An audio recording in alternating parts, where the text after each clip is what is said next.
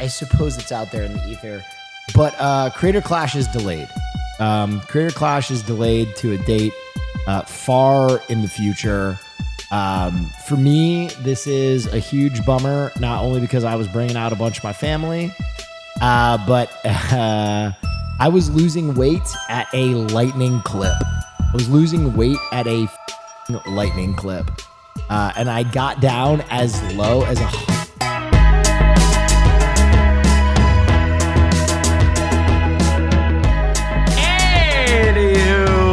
Let's get started with iDubbbz tonight, guys, our favorite YouTuber. Has this always been his bio? Yo, yo, yo, yo, yo, yo, yo, yo, what up? Has that always been his bio? I recommend watching Nicholas. Yes, it has. I don't remember that. So iDubbbz has been making a lot of content recently. Obviously, his excellent meme Mr. President video did not do well, but his content cop return got 7.1 million views. Rick Sanchez? Is he Rick Sanchez now? Is that what's happening here? He's Rick Sanchez. Let me make the Wiggler a little smaller. So, oh, actually, guys, I forgot. We have to get into outfit for this. We're the content cop Wiggler when we cover iDubbbz. Pickle Goose. His content was very interesting. Where's the one that I always show you? Oh god. Guys, it's not that iDubbbz's content is bad. It's only that, like, alt-writers don't like watching him anymore. If you don't like him, you're obviously racist or misogynistic. Over again. Like, you start at the bottom, and you're like, oh yeah, I got enough, you just got 5, 4, This is grown-up content, you know? This is what you do when you grow up. 4, 3, and then it's 1. There's no way of winning. Greetings and salutations, my little cheese demons. How long can I hold this plank? My arms aren't shaking, shut up. My lats aren't pulsating, shut up. I don't have the tiniest bit of precum leaking out of... I don't understand where this narrative comes from, that iDubbbz is like the Rick and Morty of YouTube. Yeah, dude, I don't understand. Like, you have to have a very high IQ to understand the ranking all Cheez-Its video by which generation would eat them. What does that mean? Wait, what is this? Hold on. Packaging is a little bit different. They look a little bit different too. Is he gonna rank them as in, like, boomers love the groove? Oh my god, he is! Dude, he ranked them based off of whether Gen X or Millennial would be the ones to eat these Cheez-Its. This is fucking disgusting, dude. Well, to be clear, you have to have a very high IQ to watch content like this. Otherwise, the references that he makes are very subtle, and they'd go over somebody's head who doesn't have, like, a baseline understanding of theoretical physics. Holy shit, this is smart man's content. The smart people watch this stuff. The well-adjusted, the politically literate people love this kind of... They love Pickle Goose. They love it. Are we ready? Oh, curls up. I've never actually placed one of these guys on, like, a part of my body that isn't the palm of my hand, so let's see. Yeah, this is the adult man's cut. So that's what iDubbbz has been up to while he's not making videos backstabbing people. His wife, on the other hand, tweets out some very interesting things. Why does Ethan Klein hate hot people? I have never seen a hot person tweet something like this out before. Every time someone says, why does X hate hot people? It's always like a skateboard. This is a skateboard. That's what Anisa is. Anisa is a skateboard. She is the character customization of an EA video game. Her tattoos look like something you'd get an NHL create a team as, like, your main logo for your mascot. You know, like, that's the kind of shit she's wearing. People were telling me that she has, like, a tattoo that's associated with sailors. I think literally, like, the military, right? I can't think of the branch of the military. The Navy. Apparently Navy SEALs get this one tattoo. Is it the anchor or something that she has on her? And it's like, it's frowned upon to get this tattoo without having your sea legs. And I don't think she's ever really stepped foot in on a boat in her life. Those are temporary tattoos. No, they're not. That is her. Dude, the flying eagle on the chest of iDubbbz is very real. But yeah, apparently there's, like, a military tattoo that Anisa Joma has that I saw people complaining about. She stole all of his seamen. So I tweeted out, I said, first he came for Aaron Bushnell, and now he's targeting Anisa Joma. What a sick joke. We should have stopped Ethan Klein when he had the chance. And obviously Ethan Klein has a phobia of hot people, as Aaron Bushnell, as Aaron Bushnell would have you know, all right? Yeah, we're starting off this one. We're starting off strong tonight. We've got the jokes. We have the jokes, guys. We have the jokes. Okay. This is the big one, though. This is why we're here. This is what the people wanted to see. After how many months has it been, folks? We started talking about this again in February. Creator Clash is allegedly fucking postponed indefinitely. We don't have a date. We don't have a time. It hasn't even been pulled off of the site. You could still buy tickets, but the big fucked up part is supposedly the more they wait, the less likely it'll be that you could get like a fucking your flight canceled and reimbursed. So there are people who are going to Florida and they're going to be very disappointed during this weekend. Today, so This is good news, Mark. This is good news. Will Neff, one of the only fighters who I haven't heard talk shit about Ian and Anisa, has come out to say that Creator Clash is just not happening. today, so I suppose it's out there in the ether. But Creator Clash is delayed. Creator Clash is delayed to a date far in the future. For me, this is a huge bummer, not only because Now, we don't know when this is. We don't even have an official word. Every piece of information we have learned thus far, I recommend watching right, Nicholas DeOrio's latest video. has gone through fighters first in no official capacity. You have to imagine right now that, not Justin Wong, Nathan Wong? No, Nathan is dad. Freddie Wong. You have to imagine Freddie Wong is like fucking turning in Creator Clash 3's grave right now, finding out from Will Neff that the event's been fucking canceled, right? He's probably fucking terrified. He's got no idea what's going on. He's frantically texting Anisa, who also apparently has no idea. I recommend watching Nicholas Freddie DeOrio's Wong's latest video. Yeah, this is a All of this is a could have been disaster. avoided if they just became bees honeybee. All of this could have been avoided if they just stopped doing charity events after their last one made $0. But I mean, listen, I'm the crazy one. I'm the malicious entity who wants to see a charity fail, apparently. All I know is the event this year is supposedly put on hold, but all of that money that was raised by Hassan Piker that's not affiliated with the event will actually go to charity. So I guess that's a positive. So I suppose it's out there in the ether. But Creator Clash is delayed.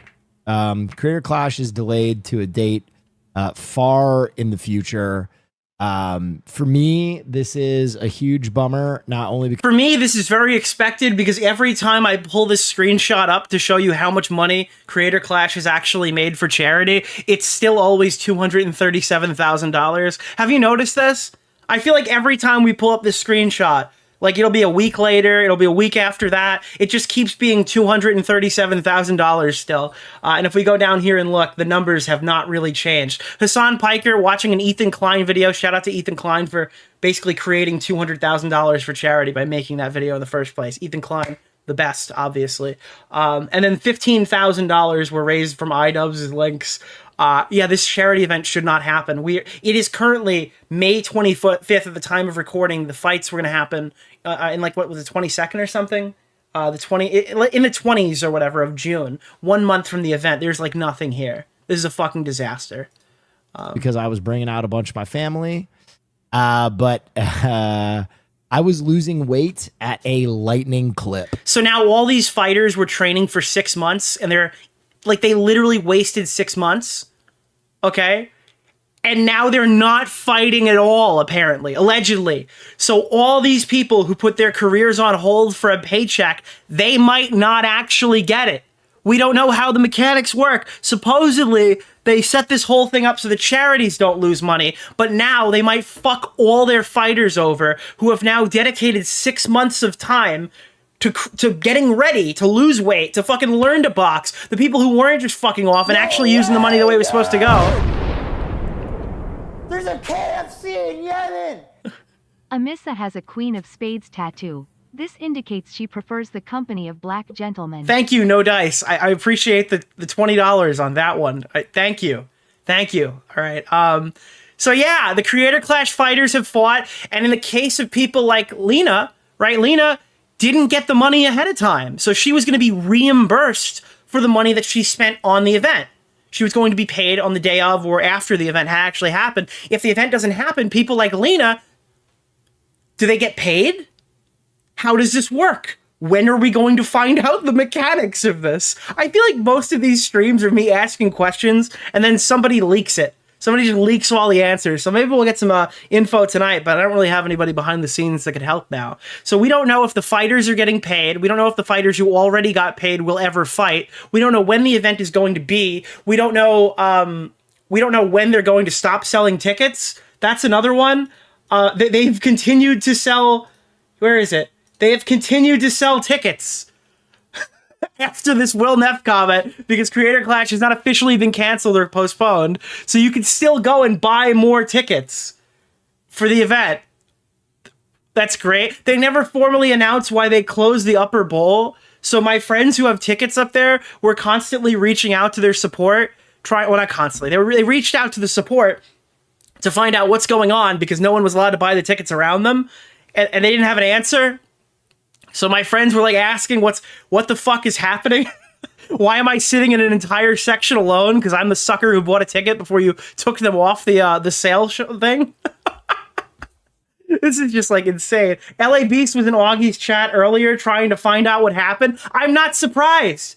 Now, maybe this is a psyop. Maybe Will Neff has come out here to try to make us misreport the story so that they can boost the event or something, or trick the drama channels into... But I mean, listen, I've got a lot of questions about how this event is going to function if it does happen in the first place. And if it turns out that this is legitimate, they're still selling tickets, and they're not letting people know so they can cancel their plane tickets.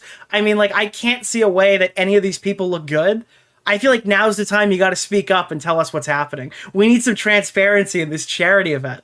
I will take a look at some of the initial things. Creator Clash, by the way, is in such disarray. The subreddit has pinned a post asking if I will be fighting on the card.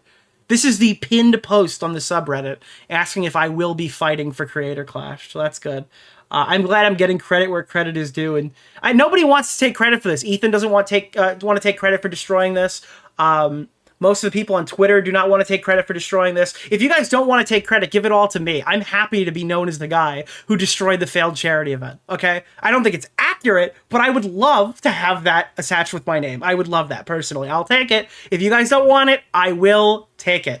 But I do think it's Ian and Anisa's fault, to be clear. This lack of transparency sucks for anyone planning to physically attend. So again, this is the Creator Clash subreddit. Just figured anybody who browses the sub should know. My fiance and I got tickets prior to the drama. 2 canceled fights. The CC3 site still states that it's happening in a month. However, one of the fighters confirmed today that it is postponed to a date far in the future. As someone who got a non-refundable flight to Tampa, this sucks. Also, the fact the event has little to no transparency with the announcements is ridiculous. Their own site is still advertising the event is still on. However, it's been confirmed indefinitely delayed. I hope the event will offer refunds. But here's the deal. Like, this guy right here who wrote this post, I don't know if this is this is not a moderator, it's a random person. I hope the event will offer refunds at this point. I'd rather just donate to charity directly. These people, you have fallen for it. You have fallen for the grift, okay? Just to be clear, in case you don't know, we've gone over this many times, all right? If you want to donate to charity, there are 2 directions. You can either go the way of left or the way of right, all right? If you want to donate, make sure you're donating to charity. You got to go to this fucking website here and donate to the Tiltify, all right? Nobody's holding your hand. If you want to buy tickets to the event, let's buy a pay-per-view ticket right now. Yeah, I actually want a pay-per-view ticket. And you go in here and you try to purchase one, you have to realize that this $34.99, none of this goes to charity. It's in the fine print. If you don't know that, I'm sorry to tell you, they have no reason not to offer you a refund because none of the money on your pay-per-view ticket that you have paid as a viewer, right, goes to charity. I don't believe that the physical tickets go to charity. I'm not sure about that. We haven't checked this. I'm almost positive the Ticketmaster stuff doesn't go to charity either. Which, by the way, you still can buy it. As far as I'm aware, as far as Harley has confirmed, the only way you can ensure your money goes to charity is one of 2 things: donating to the Tiltify using one of the many links, this one included, or you go to the purchase page for the Veeps ticket price thing, and you add on like a fucking grocery store. Okay? Would you like to send $15 to starving children in Africa? Why, yes, I would. And then you add the plus button, and now you're contributing, okay? Because your base ticket price right here goes to the event. It goes to the galas. It goes to whatever these people are doing on their vacation. If you want to donate to charity, you've got to do the fucking grocery store checkout line, beg for money bullshit at the end. And hopefully you do it the 8 minutes that it gives you, or something might happen. I don't know. I've never seen someone sit here for 8 minutes to find out what happens if that countdown timer goes off. But these tickets are not going away in 8 minutes. So I don't know. I don't know what that is. So starving African children is a classic. That's what it is. It's like, hey, I know you just bought a packet of fucking Doritos and a Red Bull, but would you like to send $72 off of your bill to fucking charity to give to the fucking starving children in Africa? No, you know, not today. Not today, ma'am. Not today. I think I'm good today. I don't know about that. I don't know if I'm going to do that tonight. That's how we understand Creator Clash to work, in case you're wondering. So when they say, I hope the event will still offer refunds, there is no excuse for the event not to offer refunds, because the money isn't wrapped up in a charity. It hasn't already been donated to charity. They should just be able to refund you. It doesn't really make sense as to why they've chosen not to do that. So this is what people have had to say. This lack of transparency sucks for anyone planning to physically attend. Sorry you can't get a refund. I'll start looking up some good restaurants and day trip ideas to make... So now people are coping and they're like, I guess maybe we'll all just go to a big restaurant and it's like a COVID VidCon. We're going to just hang out in Airbnbs because there's no fight to actually attend. Unironically, if Wavy's in the chat right now, are you still flying to Florida for this fucking event? The week after VidCon, are you having COVID Creator Clash?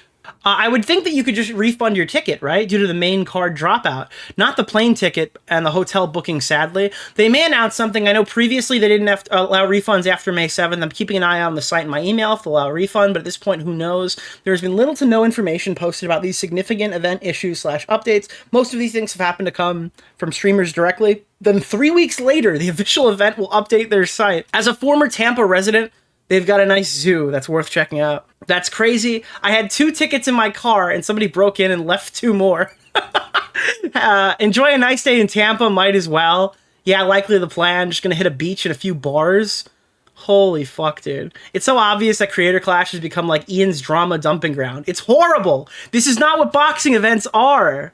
Dog, what are you talking about? Ian's dumping ground? Have you even been listening to Ethan Klein exclusively for the last 4 weeks? Okay, so I know, Reddit guys, listen, there's a thing called sarcasm, all right? It's okay. You didn't understand it, but it's okay.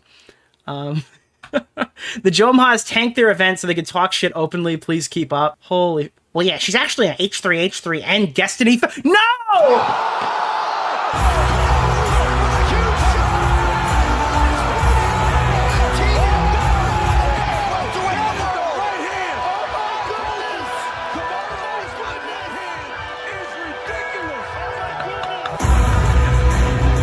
Dude, it's like the bees, dude. It's the bees. All of this because the 2 founders are upset that Ethan's Jewish. Great job with the content copy, and you made Hassan proud. Not that he'll actually acknowledge you or hang out with you outside of the stream, because you're not rich or handsome enough.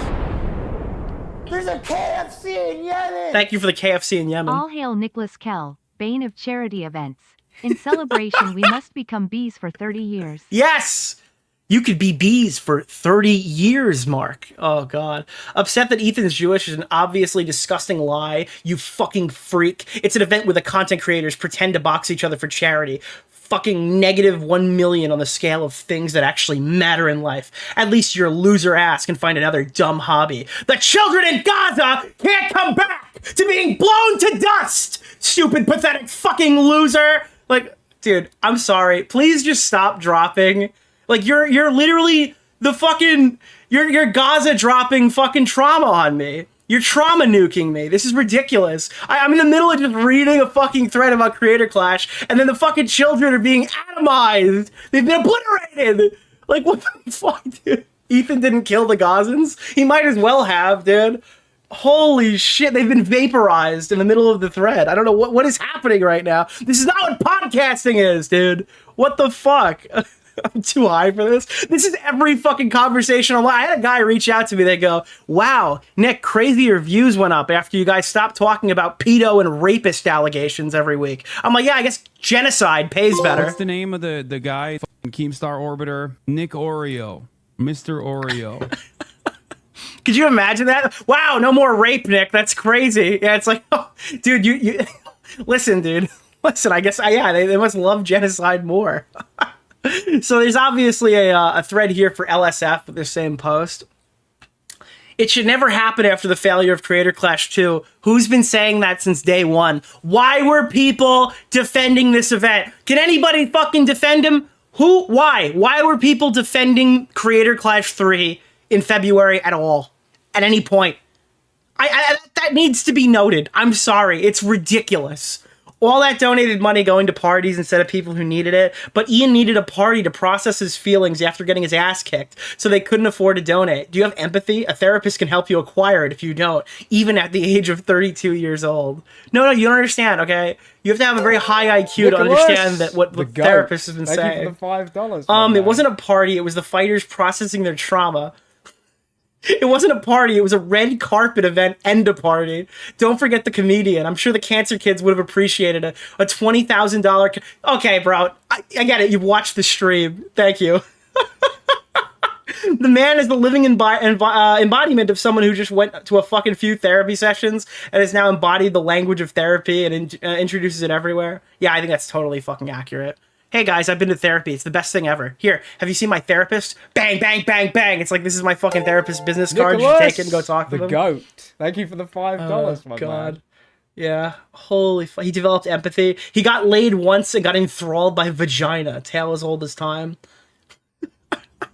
What happened to the previous Creator Clash? I don't know. I recommend watching Nicholas DeOrio. Too big of a venue, luxurious pre-party and after party, dozens of uninvolved creators flown out. The charity event made no money for charity. Oops, actually, they were in the hole, 250,000. Let's try again this year, same venue and game plan. The GOAT. Thank you for the $5. That seems irresponsible for a charity event. Yeah, maybe. Maybe it's pretty fucking irresponsible. I'm glad somebody's finally pointing it out on the carcass of the event.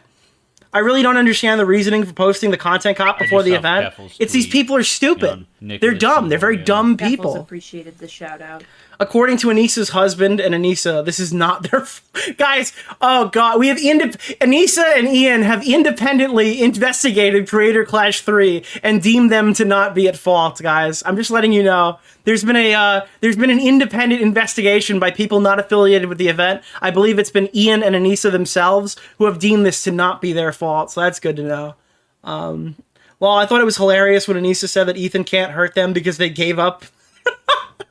Guys, listen, guys. I've literally fucking pointed my boat at the iceberg and jumped off the ship. You can't stop me. I've never been happier. Oh god, dude, the quote of Anisa saying she's never been happier in her life days before the Creator Clash event is indefinitely postponed is amazing. It is so amazing. This segment is actually leading up to a brand new iDubbbz podcast where he talks about Creator Clash and therapy. I'm not kidding. There's another one. This guy just keeps calling into people and giving me content. I love it. I'm so happy. I haven't heard it yet. I'm so excited. Delayed. They should cancel it and donate the money to charity directly since, it was never about profit. This is actually possible since the charity components of the event are separate entities this year. They set up a fundraiser to raise money that's completely separate for the event. The ticket sales are funding the event and the leftover is allegedly going to charity. There should not be like an allegedly there. I say alleged because none of these finances are public. In the first Creator Clash, each fighter got a very large bonus cut from the ticket sales. Now, can I ask you, this hate watcher person, where did you find out most of this information? Well, if you want to find about the very large bonus cuts from ticket sales, you must be watching the Nick DeOrio live streams, because that's the first place that I think anyone's ever known about this, because I remember finding out about it, and I didn't know about it from Harley. None of the finances are public. Yeah, I know. That's another thing, not public. I'm not sure if they're planning multiple expensive parties. Yeah, no transparency there, but they did that for the second one. And by the way, if you're a casual viewer of iDubbbz, you probably don't even know about the gala stuff because they don't tell you this stuff. Or at least it's not like very easy to find. It should be in the fine print. The GOAT. Thank you for the $5. I think if you put charity money towards a gala and a comedian, that should be in the fine print. That the money is going towards other amenities such as flights, hotel rooms, comedians, singers, drinks, venues. I think they should have to put an itinerary of how the money is being spent because it's a charity event, right? It's for charity. I think that itinerary should be somewhere. And can you believe they were complaining that people were investigating, thinking they stole the money? So obviously I did a little bit of a dance. I did a little dance. It's called We Do a Little Dancing. Creator Clash 3 is now delayed, and fans are complaining because they can't refund their plane ticket. I can't wait to see them blame Ethan for this one. Yeah, so that's the thread we read before. So they actually can't get their plane ticket refunded, which is insane. So yeah, we won. What happened, Walt? I won. Ethan has a lot of smoke today for Ian and Anisa. Using Anisa's own words, he alleges that iDubbbz is cheap, has bad breath, and shits his pants. What Anisa and Ian see every night. Now, the reason why this photo pops up here, I guess this is what iDubbbz dubbed as, apparently this is the version of demon mode. If you're unfamiliar, this is demon mode. I don't have the demon wiggler to pull up, but I have the Camden Gerard Davis one, so that'll be good enough. But that's the demon mode. Yeah, it's not very... not very intimidating, I would say, by Ethan here. That's when he goes demon mode. Okay, the eye of Jew, dude. The eye of who's a Jewish guy? Who's like a guy from the Torah? Ethan is using his powerful eye of come on, give me some. What is some Jewish guy? An iconic Jew. Who is an icon? The eye of Moses. He's using the eye of Moses to part her legs, dude. To part Ian's legs right now. The eye of Solomon. Who's Solomon? Holy fuck, dude. The eye of... I'm not saying the eye of Jeffrey Epstein. Don't link that one in there. Holy shit, dude. STG... what does STG mean? State? The fuck is ST? I swear to God. Why does swear to God have one? And why is it not just like ST, like with a little cross, dude? That'd be fire. I swear to God, we always knew Ian was a cheap motherfucker. Dude never paid a bill one time when we were together. I honestly never thought much of it, but this has to be true. I heard a rumor that like Froggy Fresh and iDubbbz went to a dinner or something, or they went out to eat or get drinks or something, and they had to like pay, or he had to pay on his own. I don't know if that's real. I just heard that today. For context, I live in Seattle. I just had a new roommate move in. My roommate and I were discussing shows we watched, and I mentioned I watched H3. She was familiar with the podcast, but had no idea about any of the drama surrounding the show. Regarding iDubbbz, Hassan, and Co. I mentioned something about the iDubbbz Content Cop debacle, and she told me that iDubbbz was a regular at her old job. So this could be a completely fucking fabricated story, but that's very funny. iDubbbz and his girlfriend would come into this coffee shop regularly and were apparently notoriously bad tippers. I was told they would tip 10%, if anything, majority of the time. They didn't leave a tip. One time in particular, my roommate had asked iDubbbz to repeat his order because he apparently gave a crazy attitude saying he ordered the same thing as his wife. I was told that iDubbbz had some sassy, bad customer moments. For context, my roommate had no idea who iDubbbz was, and was told by her coworkers that he was famous. Yeah, I don't know. We don't know if this is real, but H3 has chimed in to say that Ian had always been a cheap fucking loser. There was a TikTok that came out from a girl who went on a date with Ian before he met me, and she took lurk photos of him that he didn't even know existed. It really hurt him to see that. Oh my... Wait, what? He was just trying to date. And this girl he didn't know that those photos existed. I showed him, and I was like, did you know that these photos existed? Because it doesn't look like you knew. There's one of him from behind, and she, like, took a picture. By the way, people are pointing this out. Obviously, the whole chat is pointing out one specific factor here. Last stream, we were talking about this, and I had said that Anisa... Like, I made a joke saying, after Anisa tweeted out that, like, Ethan is like targeting hot people, she frantically went to go put back in her fucking fake tits, and people didn't know what I meant by that. So Anisa was supposed to fight in Creator Clash 1, and she got her fake tits removed, basically. They took her implants out. So they're back to normal. They're back to original shape. She doesn't have these anymore, in case you're wondering. But she never actually fought on that card, and she was still training afterwards, and they just never put her on any of the cards. So she never actually fought for Creator Clash. But that was where that came from. People they didn't remember she had the implants. Yeah. Behind, and she like took a picture of him from behind in the parking lot, and another where he's like looking at something, and she took a picture. Yeah. She said that he took her to Cheesecake Factory and he didn't pay, which I totally believe. Oh my god, dude. Why? Dude, she just gets on stream and completely destroys her husband. What is happening, bro? She took her to Cheesecake Factory, he didn't pay, and she believes it? Dude, maybe things are worse off than we thought. Oh my god. They're having the post-creator clash trauma thing while they're sitting $250,000 in personal debt. And they're like, yeah, I cannot afford to tip this barista right now. Sorry. Sorry to the barista. I cannot afford to tip you. Ian is going to be our new poor YouTube segment in the next couple of months, clearly. Beauty standards. That's true. Dude. Bro. I'm not going to say anything. Holy shit, dude. All right. Beauty standards. That's true. But so I asked him. She looks like MGK. I'm sorry. Like Pete Davidson before he took the tattoos off. Like, what happened? Like, why are they so colorful? I feel like tattoos should just be like the fucking green color. Is that what it is? It's like a green color, like a black green, like a very dark green. But she looks like fucking MGK. This reminds me like the people who have the God help me, I don't think that they're that bad looking. Some of them actually look better than this. But like the colorful Dragon Ball tattoos. You ever know like an archetype of like a chubby dude who's got like fucking trunks with blue hair on his fucking arm? And it's like the bright, vibrant tattoo color. Like some of them are drawn very nicely, but I don't think that the colors really look good. Like the bright, not tattoo colored colors look good. I don't know. Beauty standards. That's true. But so I asked him, because to me, like, honestly, if I were to like rate Ian honestly, I would say like 9.5. Like literally the only thing that would make him like, let's recap. 1, poops his fucking pants. 2, disgusting shit What's breath. the name of the 3 guy is from cheap. Keemstar Oh my Orbiter? god, Nick dude. Oreo.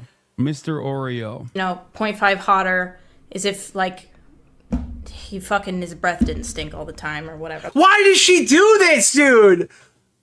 Why are there so many clips of him getting fucking emasculated on her streams?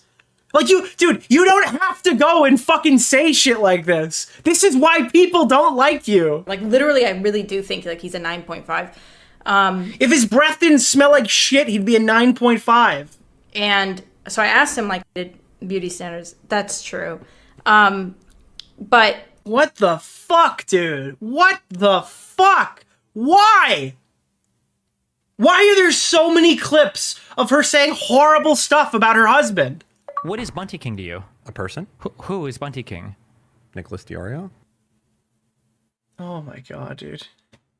It's like she knows there's a big market of people who hate iDubbbz, and even she needs to cash Nicholas, the goat. I appreciate that. And I find stuff like this funny Anisa because and they Anisa's say husband have a lot of colorful traditional American style tattoos, but the real issue, according to my tattoo artist of a cousin, is that they have no coherence or relation. Typically, tattoos should match. No way, dude! There's a KFC in Yemen! Love watching your videos at work. Congrats on all the wins. Thank you. Just today you won more than my actual soccer team, Southampton. I recommend watching Nicholas thank you. DeOrio's latest video. Man, Augie's Subathon must have gotten wild for him to get tattoos and go on 8 Oh my charges for god, punishment. dude. Oh my god, bro. I think one more is gonna come through. Thank you. Nick, I'm going to the store. Do you want anything? An Oreo mayhaps? Mayhaps, you mean perhaps? But yeah, dude, get me some regular Oreos, the only good ones. Now, there's a couple of weird flavors that are decent. I recommend watching Nicholas DeOrio's latest video. Okay, so spoiler alert, Ethan was taking some shots today, some hits at Hassan Piker. We will talk more about this, but Hassan has gotten a 24-hour ban. That did come up. And we did call the shot, so that's the next segment. We're gonna have a whole segment talking about that. Don't you worry.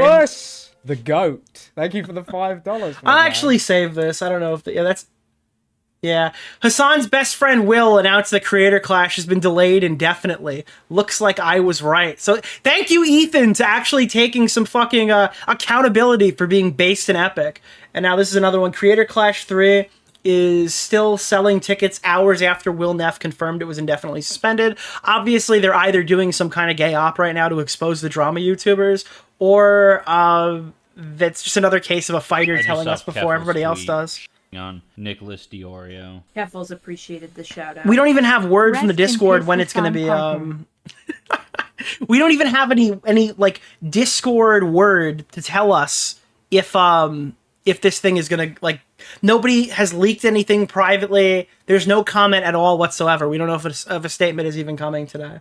But yeah, you can still buy these tickets, and it's a complete shit show. It's pandemonium right now. Ethan drops a series of Instagram stories calling out iDubbbz' empathy. Empathy. I don't like. I have feelings. Like I relate to Ethan. I think in specifically. You guys both kind of had like the same kind of like, I gotta kind of reconcile with my past moments. Mm-hmm.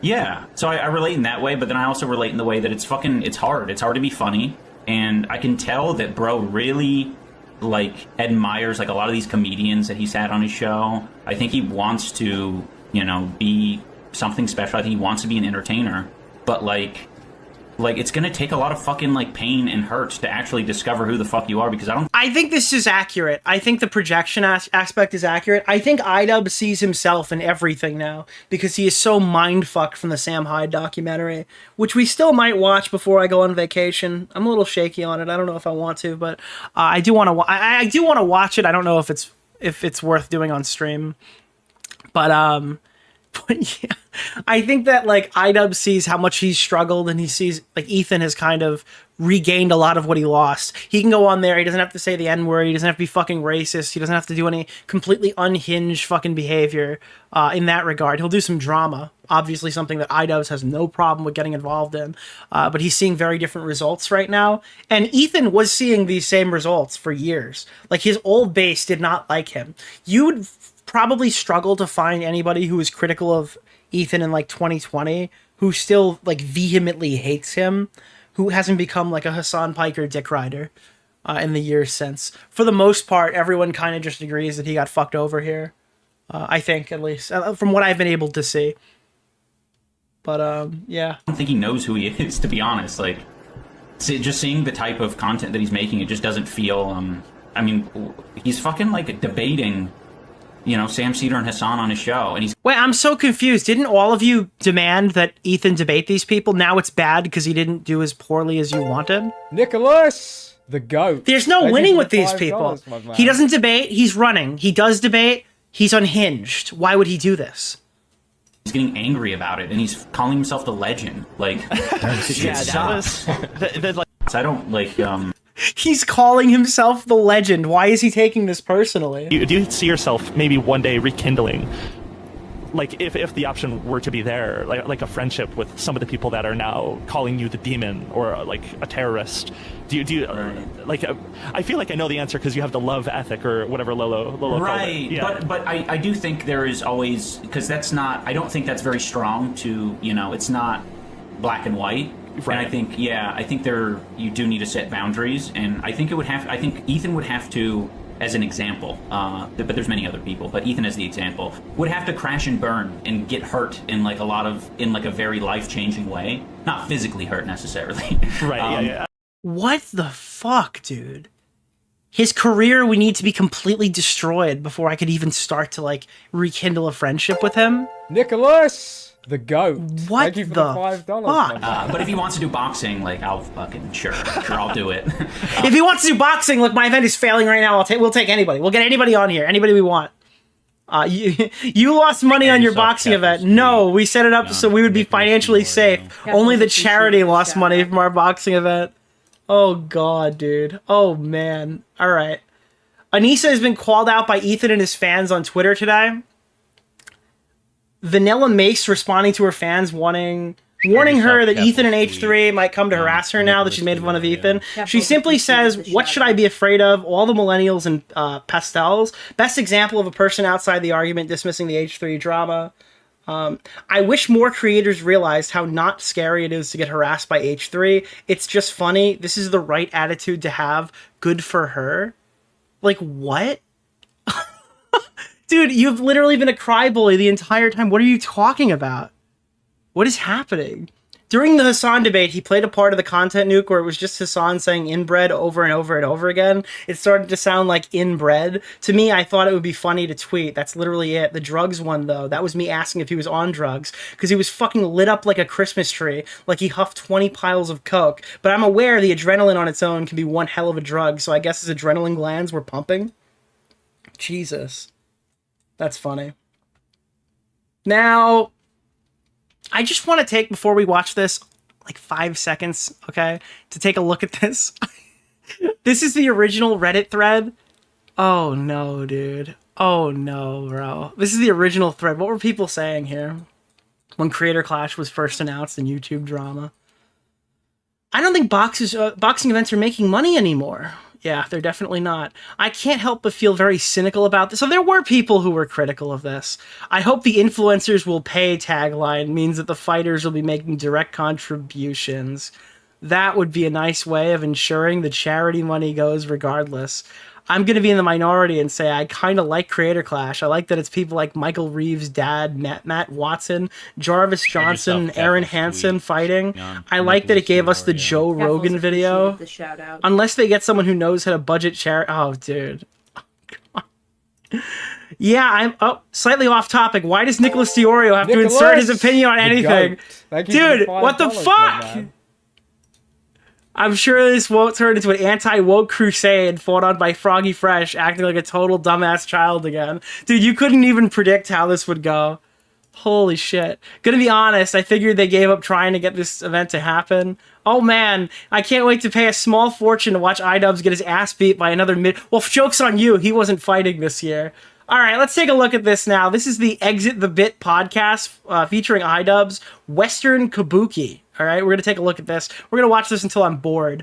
But he comes on here for an hour, and he starts talking about all this type of shit, dude. I can't wait. For an honest conversation about what it means to take accountability, growing and changing as a creator. Oh boy, dude. I can't wait. And by the way, if you want, you can follow them on Blue Sky, dude. Blue Sky. That's how you know this podcast is fucking pretty based, dude. The only place where to go, dude. Holy shit. Ooh. It's like a Spotify podcast. This is like the Keem thing that I did, Mom's Basement, that one time.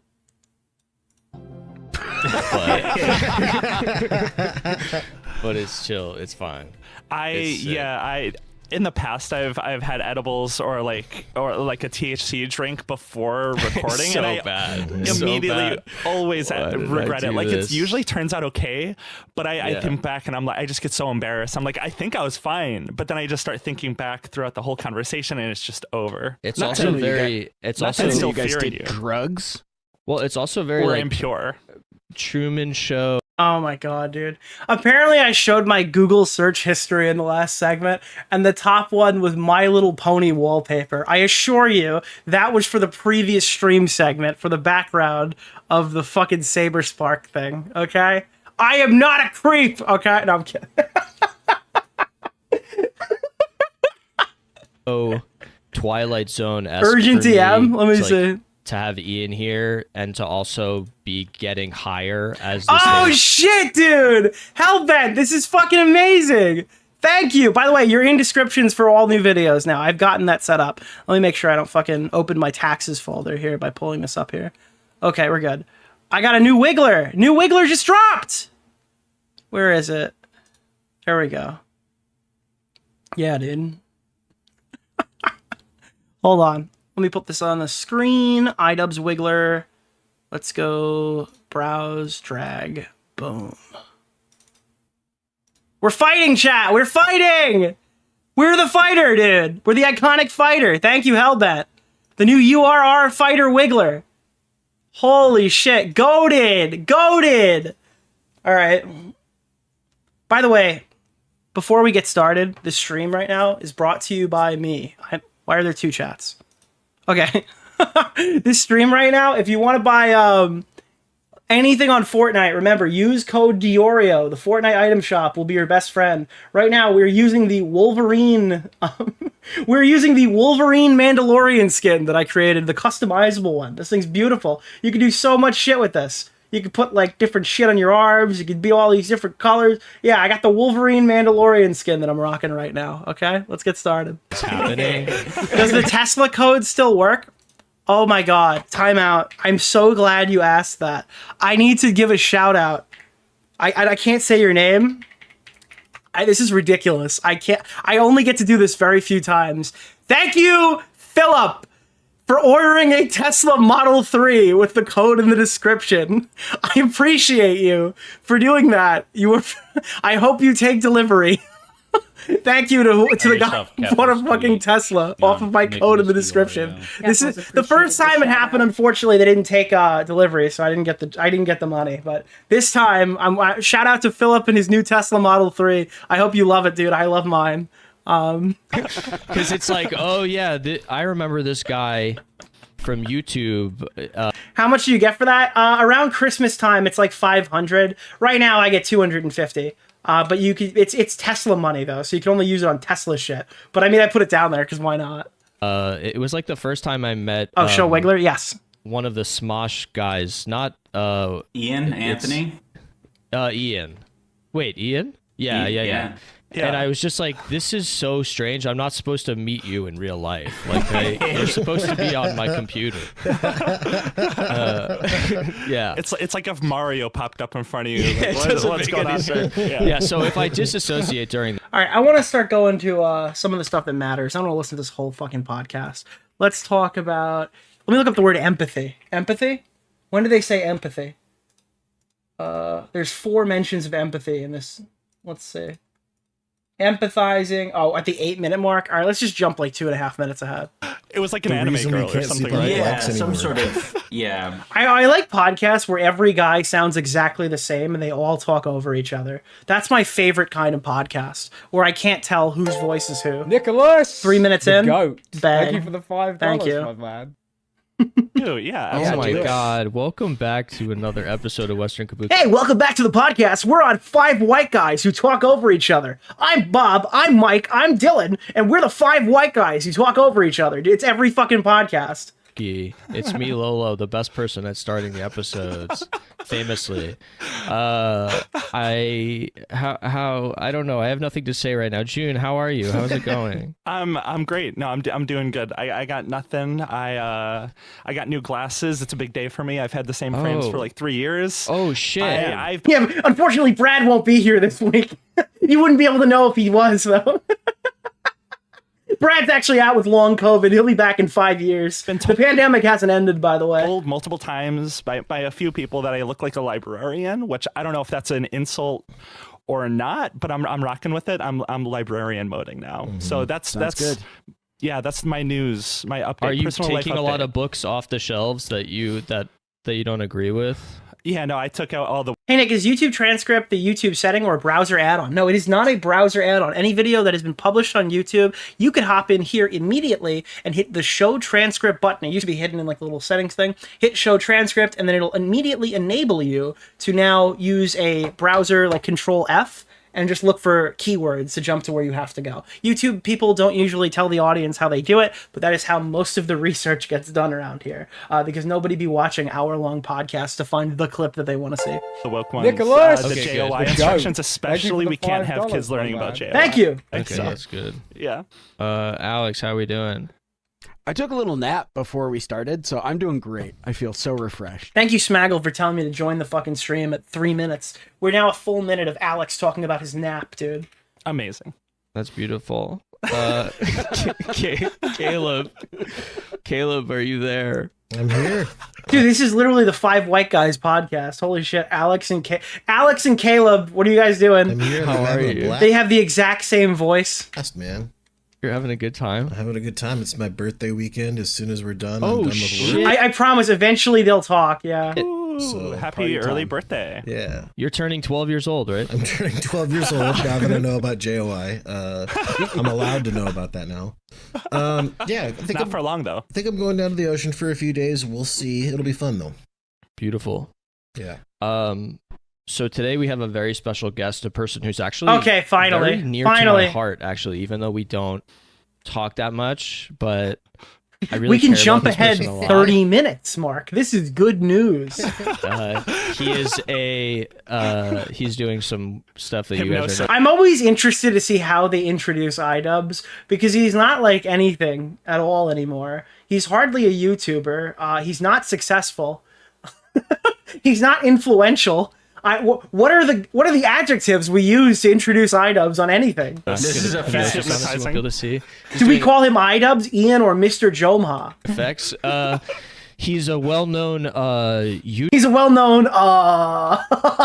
YouTuber, a former possibly reformed edgelord. Dude, holy shit. He gets two things. He's like kind of a YouTuber and a reformed racist. That is those are the two things that he's currently known for. Reformed racist iDubbbz, dude. Holy shit.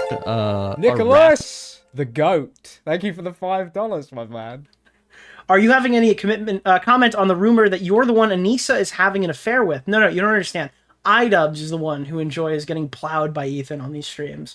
All right, you guys are attacking Anisa. Anisa doesn't even know what's happening. All right, she's confused about the cuck rumors, but not realizing she is the one in the chair. Nicholas, the goat. Thank you for the $5, my man. I love that one. No, dude, we need to use that one more when we're talking about people like, dude, former child iDubbbz.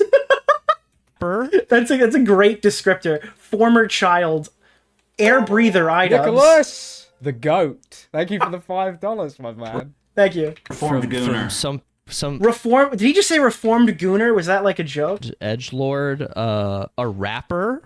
Reformed gooner. A gooner. No, still a gooner at heart.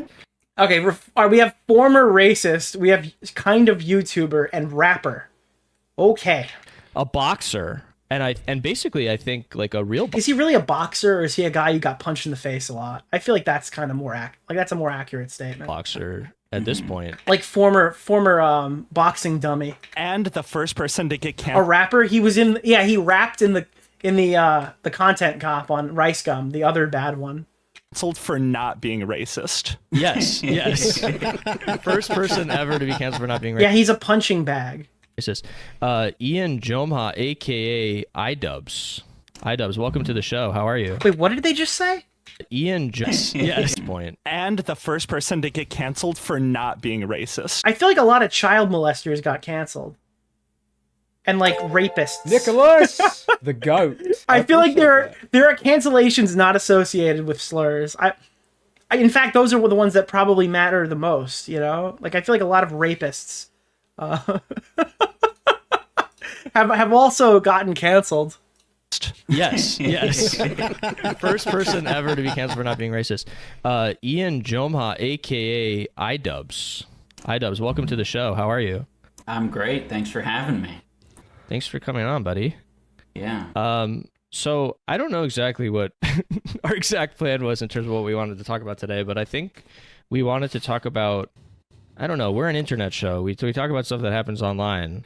Oh, yeah, I think we wanted to have you on because you've kind of gone through like a long-winded journey over the last couple of years that's been very public and a lot of people have a lot of thoughts about. And we wanted to bring you on for extremely vague reasons. Okay, are you ready for the vague explanation?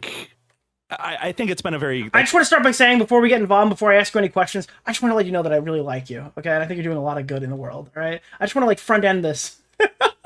Great journey. I very, very much enjoyed watching it. And I think before I ask you any questions, I want to let the whole audience know that we are fully on board with everything you have to say. It's for the best in a world where we I'm going to stop you right there. I need to suck your cock quickly before this podcast begins. All right, just please unzip your pants immediately. All right, I need to do this for the intro. Watch a lot of content creators embrace like the worst part of themselves, where it's like they can embrace like demonization, reactionary politics, and their numbers keep going up, you know? Like people like Asmongold, the more they lean into like hate and... Dude, I love this. I love it. Asmongold, before they even ask like Ian a single question, they're already mad that Asmongold has more viewers. And I guess, yeah, I would understand that because Asmongold's not funny either. Asmongold's a smelly guy in his room, okay? And yes, he is doing better than iDubbbz, unquestionably. And all of this like right-wing rhetoric, that is personally beneficial to them. And you're a rare example of someone who has a large platform, who actively and publicly decided to... It's always funny hearing that there's no actual conservatives, that nobody actually believes this stuff, and all of the normal people are left-wingers, but there's nobody to watch. The right-wing channels are apparently getting, like, monopolizing all of the income, because there's just so much support deemed for these, like, right-wing influencers.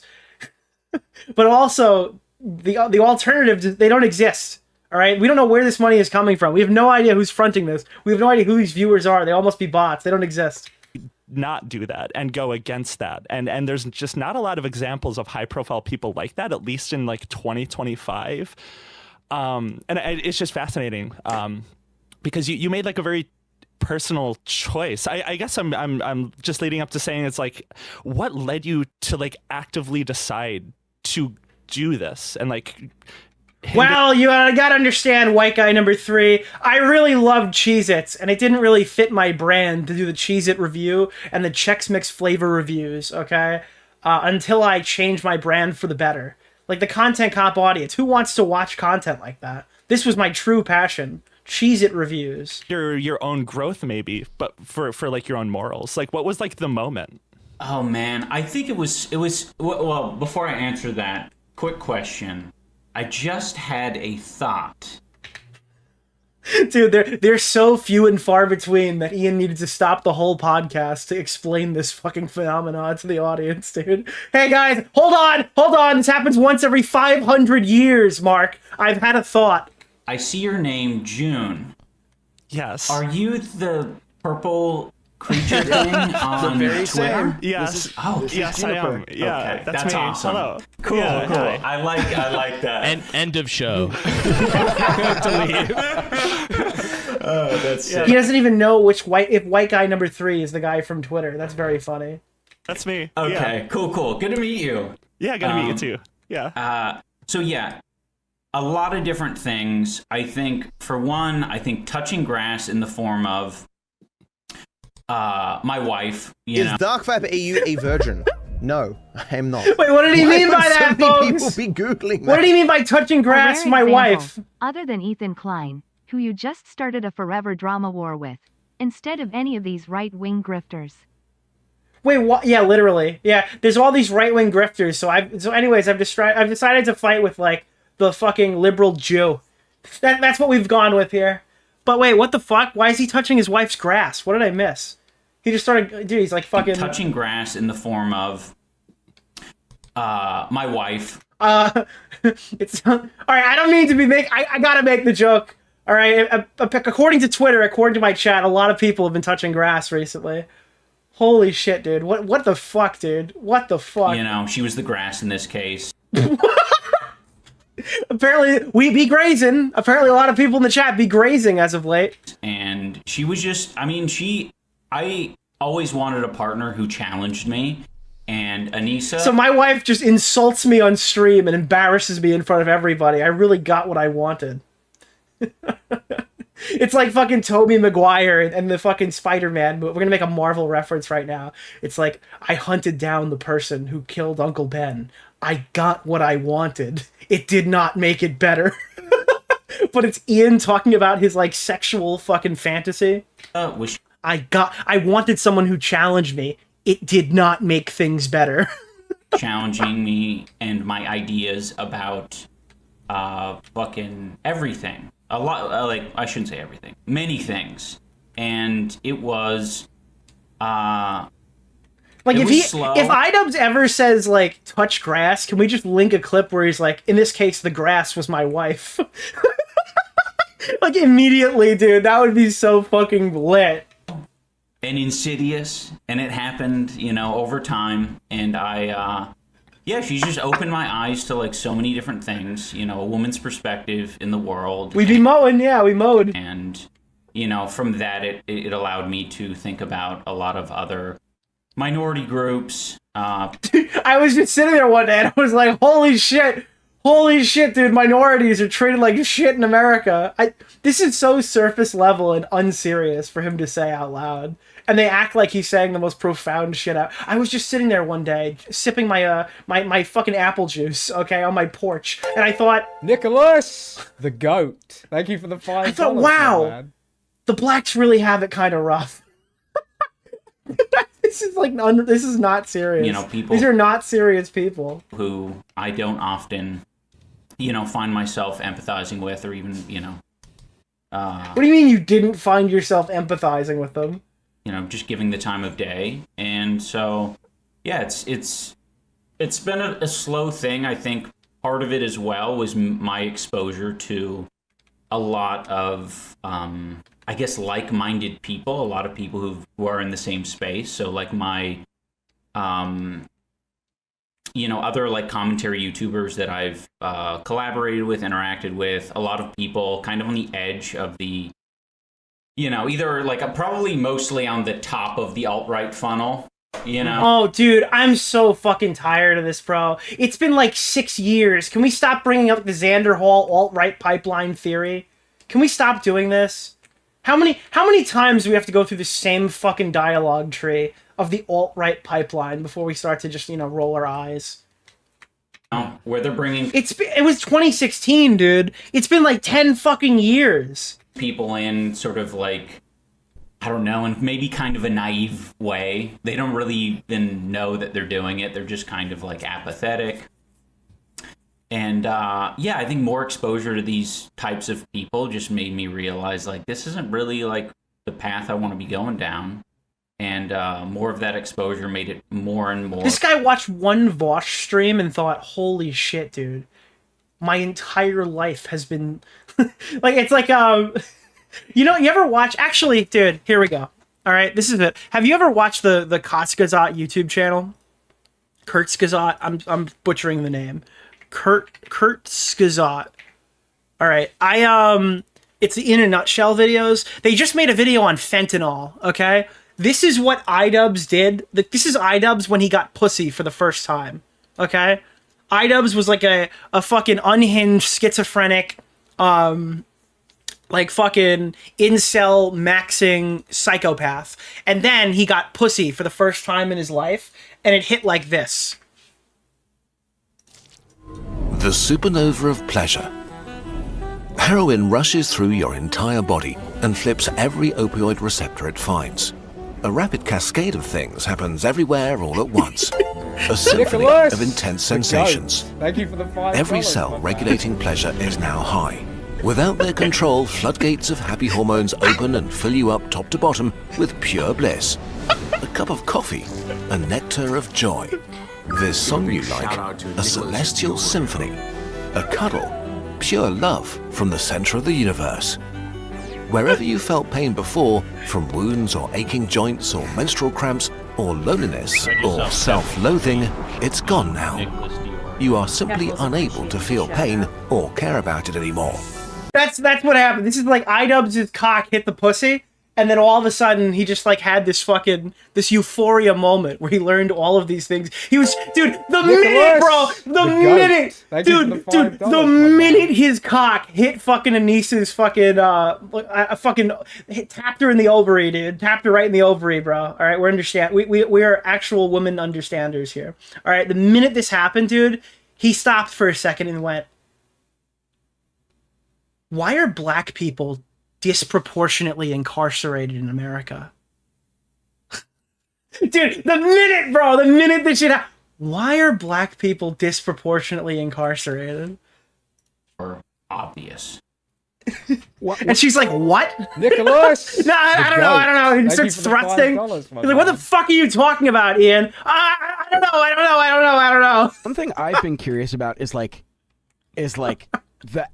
the level of vitriol from the people who used to loved edgy iDubbbz is just out of control. I have no idea how you continue to exist online with the level of vitriol you have to put up with.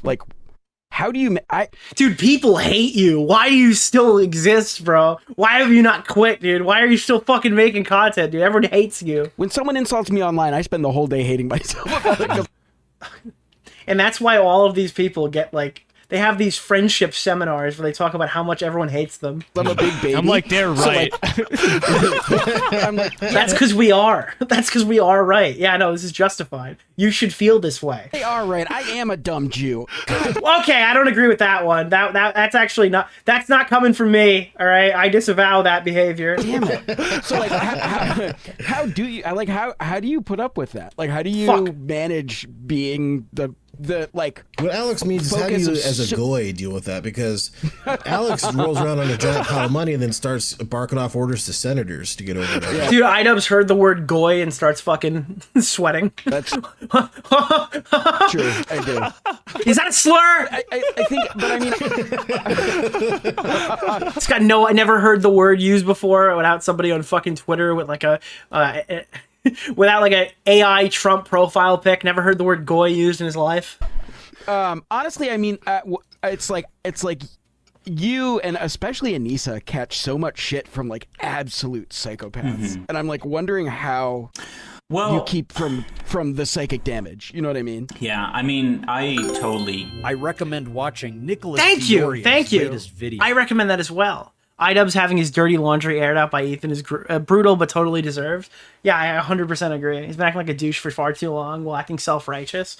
He's the most self-righteous person I think I've ever seen. Get it. The feeling is like very overwhelming, and Anisa and I are definitely not immune to it. I think, unfortunately, I think a lot of people online who are... But I thought your wife is the happiest she's ever been in her entire life like 3 days ago. I guess cancelable, you know, people who actually like reflect on what they've done and like feel it and feel like people are, you know, hurting them and, you know, they are bad people. They fucking leave the internet a lot of the time. And I think it's really sad that probably a lot of the people who are accepting accountability are the ones who are disappearing on the internet. But you don't want to be one of those statistics. I think you should go. I think you should take your career and you should jump. Obviously metaphorical for leaving the internet, but I was quoting Homelander. Yeah, I think you should. And I think Anisa and I, like, I don't know, we call it like just being a fucking cockroach, basically. And I think the first example... Fucking jump. No, you ever see the clip from Homelander where she's like, I don't know if I want to jump anymore. And he's like upset because I guess the racist lady died or whatever. And he's like, I actually think you should jump.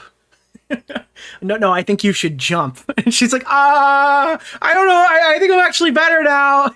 And he's like, there's nobody up here. There's no Jesus Christ. It's just me in the sky. There's nobody coming to save you but me. You should jump now. That we solve like a cockroach in our like world. Yeah, I'm the only one up in the sky, Ian. Okay, you should quit. On the internet is Keemstar, and he just like persisted. Friend of the show. Friend of the show. Oh I can't no! believe that dude is still fucking like around. I can't either, dude. I can't believe he's still doing his thing. Yeah, I mean, I think he's probably like been blocked by so many people at this point that he probably, like, for a lot of us, like, he has disappeared. Like, for me, I don't see any of his stuff, but I mean, Yeah, Keemstar is at his most like relevant he's ever been in his entire career right now. He's got like a 24-hour schedule of programs that are all giving him money. He's like at his most profitable. He's still making shitloads of money apparently off of Snapchat Drama Alert. And iDubbbz is like, well, actually, I blocked him on Twitter, and I use Blue Sky quite a bit. I don't see his tweets. He might as well be gone. he probably, like, for a lot of us, like, he has disappeared. Like, not for Amex or whatever his payment processor of choice is. They get quite large monthly increments. for me, I don't see any of his stuff, but I know he's out there scheming. Scheming and keeming. Yeah. The Lol Cow podcast pulls more views than Ian's podcast. Have you seen Ian's podcast? I think the orbiters of my stream pull more views than Ian's podcast. And dude, the orbiter of an orbiter of an orbiter might pull more views. But I think for Anisa and I, just like, I don't know, we it's like a frog in boiling water a little bit. Like, we I was still like loved by the internet when Anisa and I got together, but I was able to feel a lot of the pain that she was feeling early on. It still wasn't like, I don't think. What is that like when two girls' periods sync up?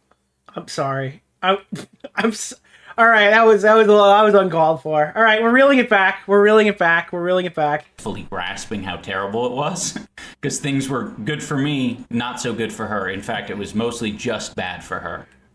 And slowly over time with more... I'm pretty sure that happens, right? People are asking me what the fuck to talk about, like what I'm talking about. I'm pretty sure if you, like, isn't that a thing for like women in the military? Like they all kind of get periods at the same time because they sync up? Or is this like a fucking urban legend? Exposure to like, you know, the trolls and everything. I think we've become very resilient to it because it just, there isn't... I don't know, like it's almost like there's... He suffers from like brain fog. I recommend watching Nicholas DeOrio's. Has he always been this bad at like explaining any of his thoughts? This reminds me of like the crazy girl from the Chris Hansen streams with brain fog. It's kind of, I compare it to going into the boxing ring. CTE. You keep reminding me, CTE and CTE and...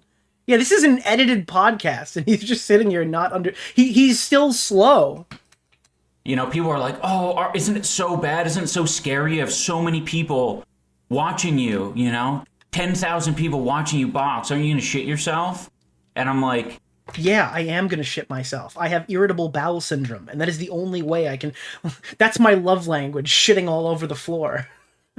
No, there's too many people to worry about anything. They become noise.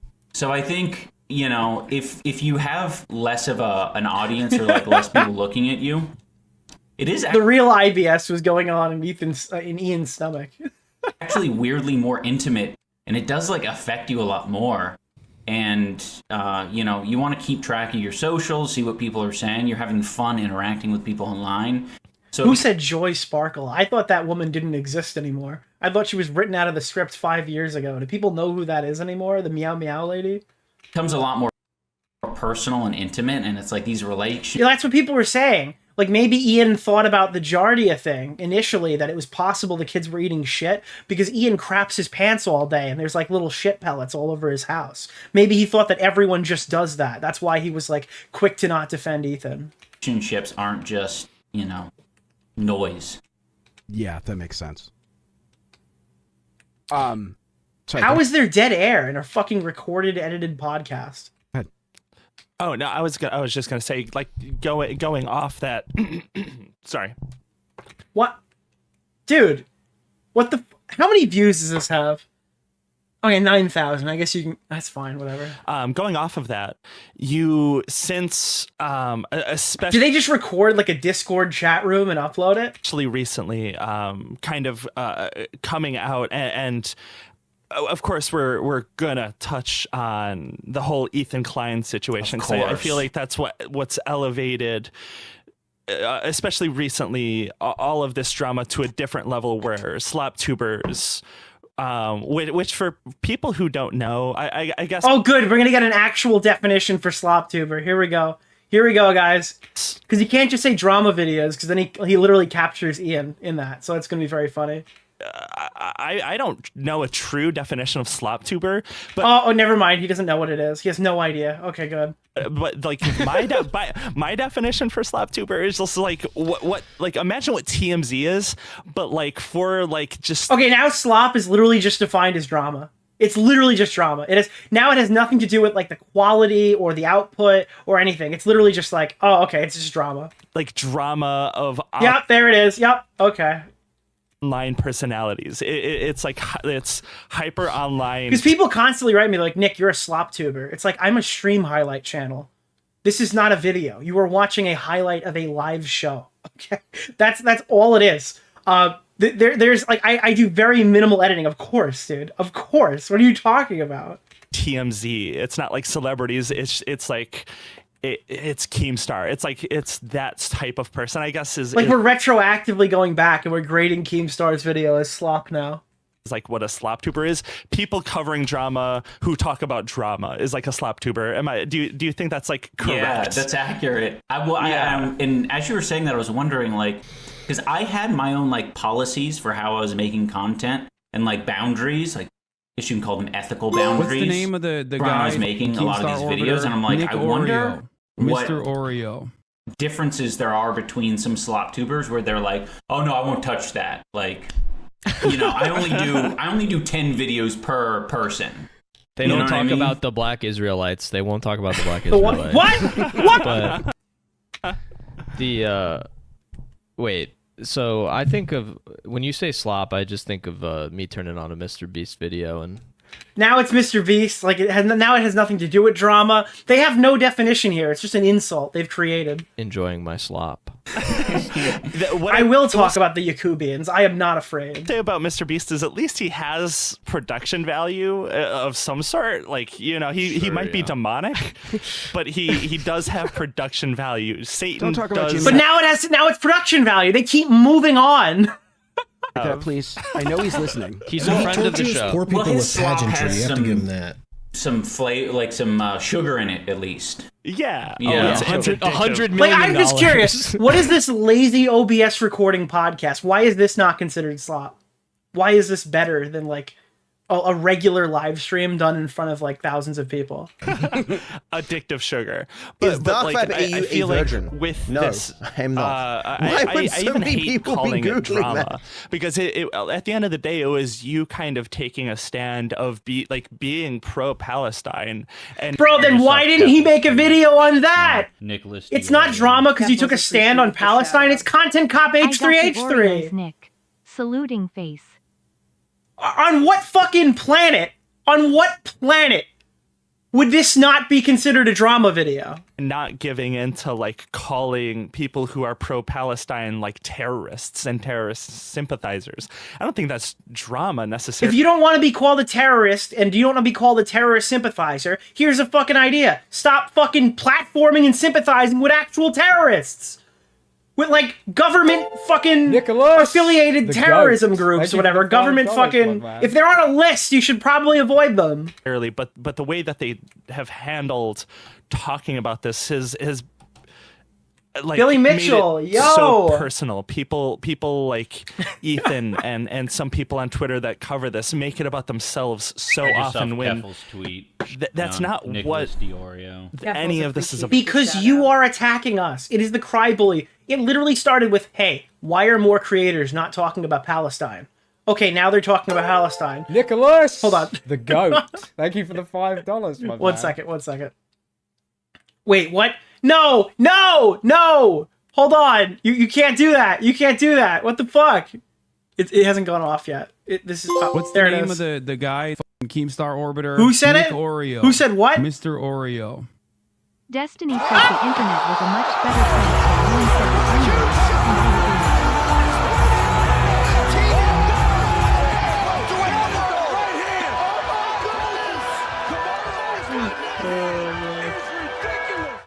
Billy Mitchell, who is the Keemstar Orbiter? Nick DeOrio. Thank you, Billy. Yeah, dude. It's the trap. It's like, please cover Palestine. Nobody's covering it. They're all cowards. They want to talk about it, but they can't. And then they're like, okay, so we're going to talk about this because it's like, now it's trending drama to talk about, because it literally is. And they don't like the answer, and now it's like, oh, all of these faux journalist degenerates are fucking Zionists and pro-Israel and all of this shit. That it's like, oh, okay, wait, so that's not what you wanted either. You didn't want us to talk about it. You wanted us to, like, signal boost your shitty YouTube video that's not saving any children. Oh, okay. It's actually a content grift. The vast majority of these people, despite any charitable endeavors they've done, have been doing fucking genocide profiteering for the last 2 years. Oh no! Since October 7th, they've been literal Nicholas, genocide What level are profiteers. you in trigonometry? Have you discovered the secrets of our great creator Jakob? No, He of the great I am head not. and forehead? So that what they want is more eyes on their fucking genocide profiteering videos, and they've been begging larger influencers like Mama Max does in his Predator investigations to become associated with it. Because even if those larger influencers don't just shout out their stuff willy-nilly, they can tie those creators in and call them fucking genocide supporters, and then use that to clickbait their newest video where they're genocide profiteers. It's a crazy... You want to call slop a slop here, dude. If you want to call a spade, the genocide industrial complex is probably making people a fuckload of money. About, you know, like there's lolly? people in Palestine dying every fucking day. I think over the weekend, just on Saturday alone, like over 100 people were bombed and killed, and it's like so many people just are taking, like, being very opportunistic to grow an audience, talking about interpersonal. Wait, how is that not all of these people? Dude, all of your friends are making videos tying the interpersonal drama in with the fucking crisis. So how are you not being critical of them? Why is Noah Samson not being critical, like being fucking attacked here for his activities? Really matter in the world, and it feels almost inescapable to like engage with it, because it's just a constant barrage of, oh, you're a terrorist sympathizer for saying free Palestine, all of this. Weird how irrelevant Keem is given his name in their mouth. I guarantee you right now that Keem makes more money than majority of these people. The vast majority, Keem is probably bringing in more content related income right now than most of them.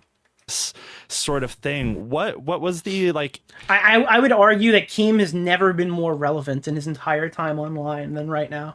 Impulse to finally take a stand, because like Ethan, which is funny, by the way, because we have literally we hardly interact with Keem over here, like, ever. Occasionally we have a random phone call on stream, but we basically I don't like Boogie. I don't like his show with that regard or whatever. Like, I don't want to promote Boogie, so I don't really watch a shitload of LolCow.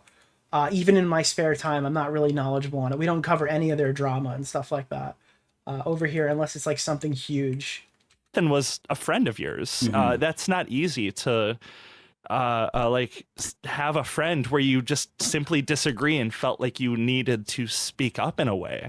Yeah, well, I think Ethan made it really fucking easy for me. I think, honestly, the only, like, thing that made me, like, second guess any of it was, like, how it affects, like, other people. Oh, who are those other people, Ian? Who are the other people that it might affect? Could it be Lena? I recommend watching Could it be your Nicholas charity? DeOrio's Could it latest be video. the fighters? You know, like the whole creator clash thing, that was obviously, like, you know, it's disappointing. So now he's literally saying that he put thought into it. He was weighing the pros and cons of blowing up his charity event and fucking over all the fighters. This is a new unveiling. We didn't know that he actually considered how bad this would go beforehand. Pointing, and it, you know, like the whole creator I just clash. saw Keffel's tweet on Nicholas DeOrio. Keffel's appreciated. What is a good all-black starter watch? In your opinion, what is a good all-black starter watch? G-Shock. Absolutely a G-Shock. You don't have to go spend a shitload of money on your first watch. Get a watch like a Casio maybe, but I would go for a G-Shock. That's absolutely the direction I would go. Thing that was obviously, like, you know, it's disappointing, and it makes me sick to something that you can wear even if you buy like 15 Rolexes down the line is a G-Shock. See him, like, And actually, it was literally my first watch. My first watch I ever bought myself was a M&M G-Shock with like the fucking city of Detroit on it. That was my first watch, and it's still something that I rotate in. You know, using the event as a way to, like, attack Nicholas, me back or whatever. The goat. Um, Thank you for the $5. But yeah, I'm not you know, associated with anymore. But yeah, I mean, Yeah, I weighed the pros and cons of blowing up my charity event and decided the cancer-ridden kids can figure it out. we had been seeing fucking Ethan's rhetoric over the past. Dude, does anyone know where my brain immediately went when I heard that? Dude, Ethan's rhetoric? Is that a new YouTuber? Who is Ethan's rhetoric, dude? You know, year and Is that attempted teacher Ethan's rhetoric? some change, and it was upsetting and it was annoying, and like there had been times in the past, I can think of one other time where I was like, okay, I'll like message Ethan about something on his podcast where he's getting a little too fucking. Wait, he tried to send Ethan an optics check. Oh my god, dude, this is awesome. I'm so glad I'm learning this. Creepy or weird with it. And I remember doing that. I think it was related to like a David Dobrik thing. He was just like getting super into the drama. And I was like, this seems like kind of like we're getting into like weird territory. So just as a friend, I think Dude, I love how you can make so many different claims off of this, because he said like Ethan got really into the David Dobrik drama. So like a bad faith person would be like, oh, okay. Which part of that did you not like? Wasn't there some crazy rape scandal with the David Dobrik thing? Which part of that was Ian not really happy about? I either called or texted him. Who was that? That was Trisha Paytas' ex-boyfriend, DeOrio's right? latest video. Yeah, I forgot his name already. About it. And Jeff Wittick. I am a grade A Jeff Wittick hater, okay? That is going to be a huge point of contention for people. I hate Jeff Wittick with a burning passion. And even that, I felt like, oh, he's a fucking adult. I should just let him Nicholas do his DeOrio's shit. latest Like, this is his show. If he wants to, like... Dude, hey guys, Jeff Wittick here. I just want to let everybody know that I had a fucking crane accident and David Dobrik almost killed me. Jeff, it's been like 6 years. We know. We're aware. Hey guys, I'm going to make a new fucking documentary on the fucking excavator accident that I jumped on a day that I wasn't even supposed to be filming, and I destroyed my fucking eyeball. Hey guys, did you guys know that Jeff Wittick's making a new documentary on the fucking excavator that crushed his fucking eyeball? I'm sorry. It's just too much. Too much, dude. Too much. I don't know. I don't know. What else does Jeff Wittick do? What is his other thing? What else is Jeff Wittick doing other than talking about David Dobrik still? Years later. I get it. Do something irresponsible, he can do it. So that's been like my policy from that point on, was just like, all right, this is his crazy show. He can do whatever he wants on his crazy show. He does haircuts? That's kind of based. All right, I'll give him that. I won't get involved. But then he started talking about us, and it's like, okay, fuck you. Like, fuck David Dobrik. Sure, okay, I agree. I just can't. I liked David Dobrik better when he was hanging out with like Tana Mojo. At least funny shit would happen then. It's just so, I don't know, man. Anisa and I have our, we... Oh my god, who the fuck just wrote that? Dude, he does a bad haircut and the guy's like, what are you, fucking blind? What, did you get your eye fucking smashed with an excavator? How come this thing's so fucking uneven, dude? Fuck off. We're very pro-Palestine, but I'm certainly not like as vocal as she is about it online. But, I think fucking Ethan can do a fucking vibe check and know... where his friends are at online, even if they're internet friends, even if they're, you're just seeing their tweets mostly. You can... Guys, this is literally driving home my major new This is my new iDubbbz theory. Guys, this is my fucking, my Star Wars theory, guys. This is my new Star Wars theory. I'm gonna cry for joy when I show you the next segment. It's like when Luke Skywalker showed up. Dude, where is the fucking music, dude? The music from the Mando thing? Mando, Luke Skywalker. Hold on, wait, this is actually funny. I recommend watching Nicholas DeOrio's latest video. Where is this? This is my Star Wars theory. I Yeah, literally. Watching Nicholas Holy DeOrio's fuck. latest video. Put things together, and I think it's an active choice to be like, no, I'm gonna pick a fight with you. Oh, I forgot to tell you my actual theory. I just got lost in my thing. My new theory is that iDubbbz always wanted to talk about this, and he always wanted to defend Hassan Piker. He was just looking for an onboarding point. That's why he reacted in the way that he did. He saw that as an opportunity to get into it without getting his hands dirty, and saying that he's like a dirty, dirty backstabber. So he was like, oh, Ethan attacked me, so I have to defend myself. When in reality, he wanted to join forces with Hassan. He wanted to get into Hassan's good graces, and he was looking for an excuse to attack.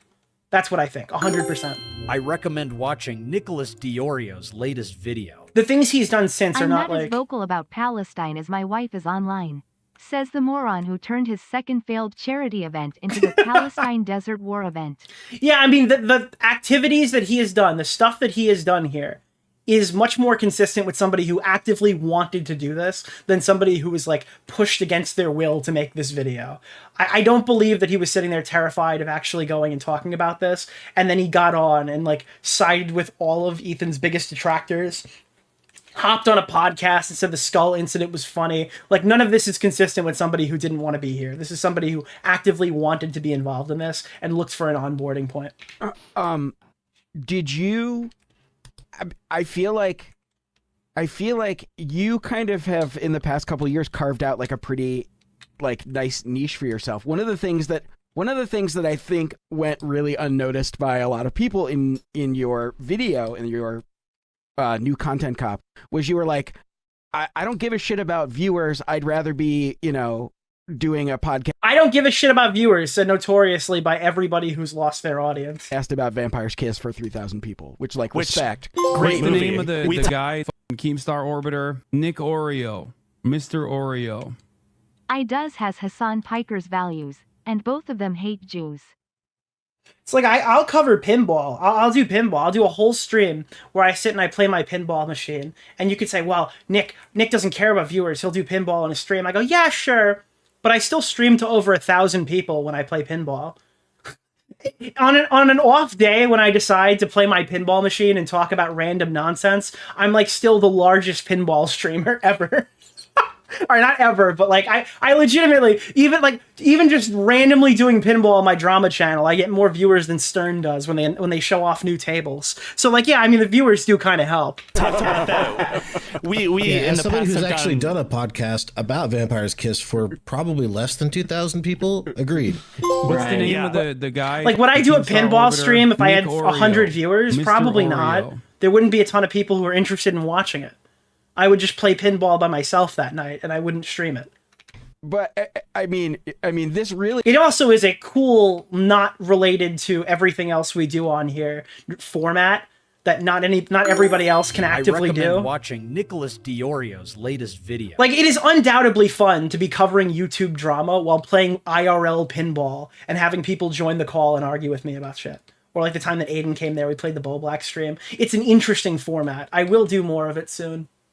Like, it feels very much like you are back in that's the pinball slop. If you talk about drama, it becomes pinball slop. Certain kind of spotlight, for better or worse. And like, how are you feeling about that?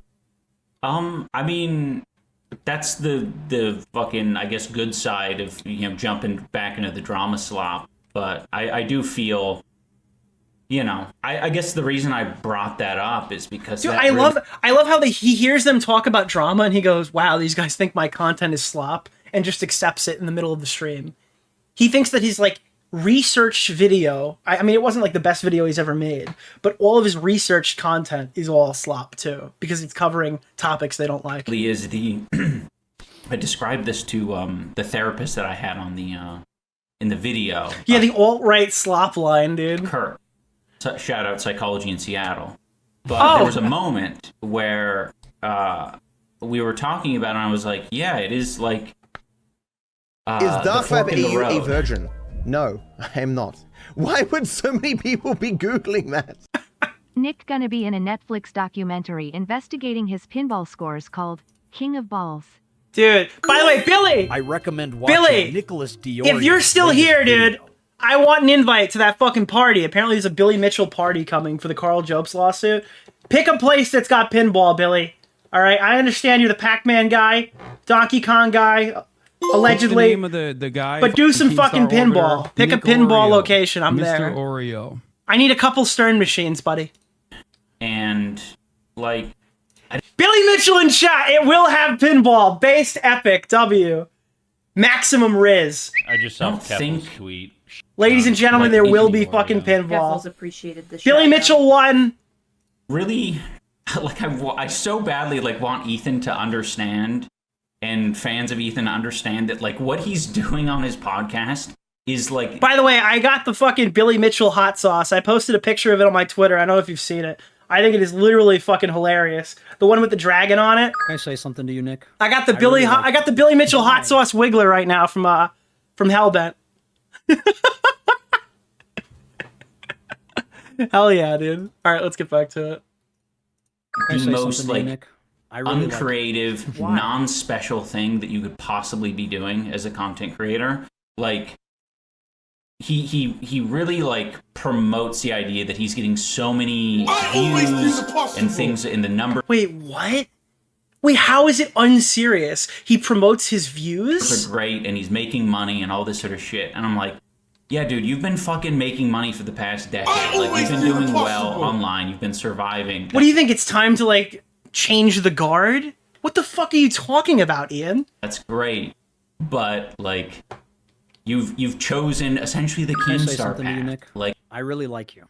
Why? Oh, why? Because he didn't quit? because he didn't quit and like lose all of his viewers and get lost and not know what to do with his life for the last 6 years like you did. He's still interested in things that he finds. To you, Nick? I really like you. Thank you. Like, it's just branded a little bit differently. Like, it's a liberal Keemstar. Like, cool.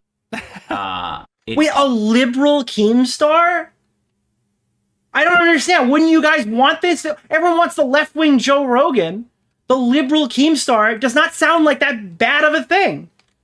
If Keem is a far-right person, or by your fucking definition, would you not want somebody who can court similar viewers to talk about things that are productive? Unless you hate liberals too. I don't know.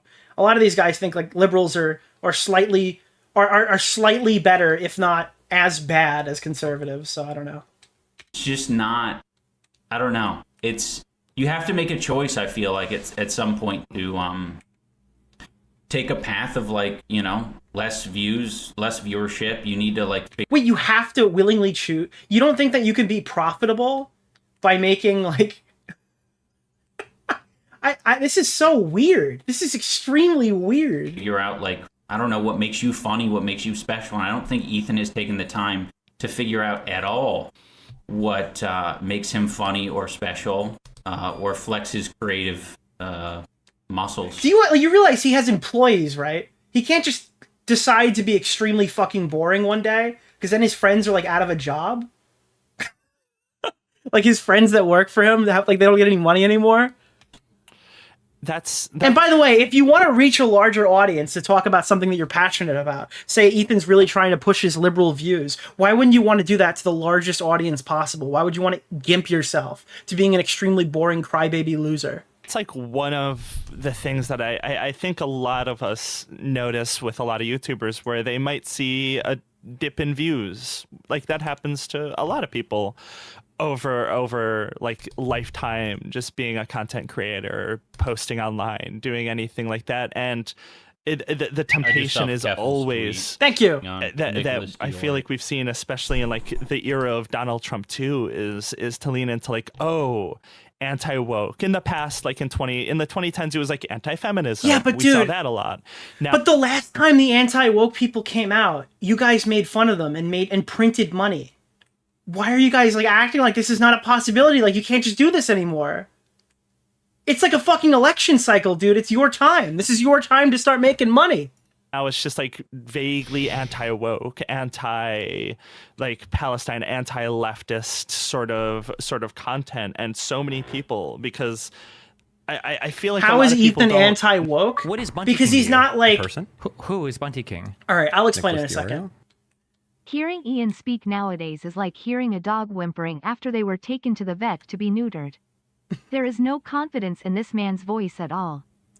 All right, I'm gonna explain this to you real quick, just so everyone kind of understands it, because there's a fucking confusion point here that I think a lot of people aren't really understanding.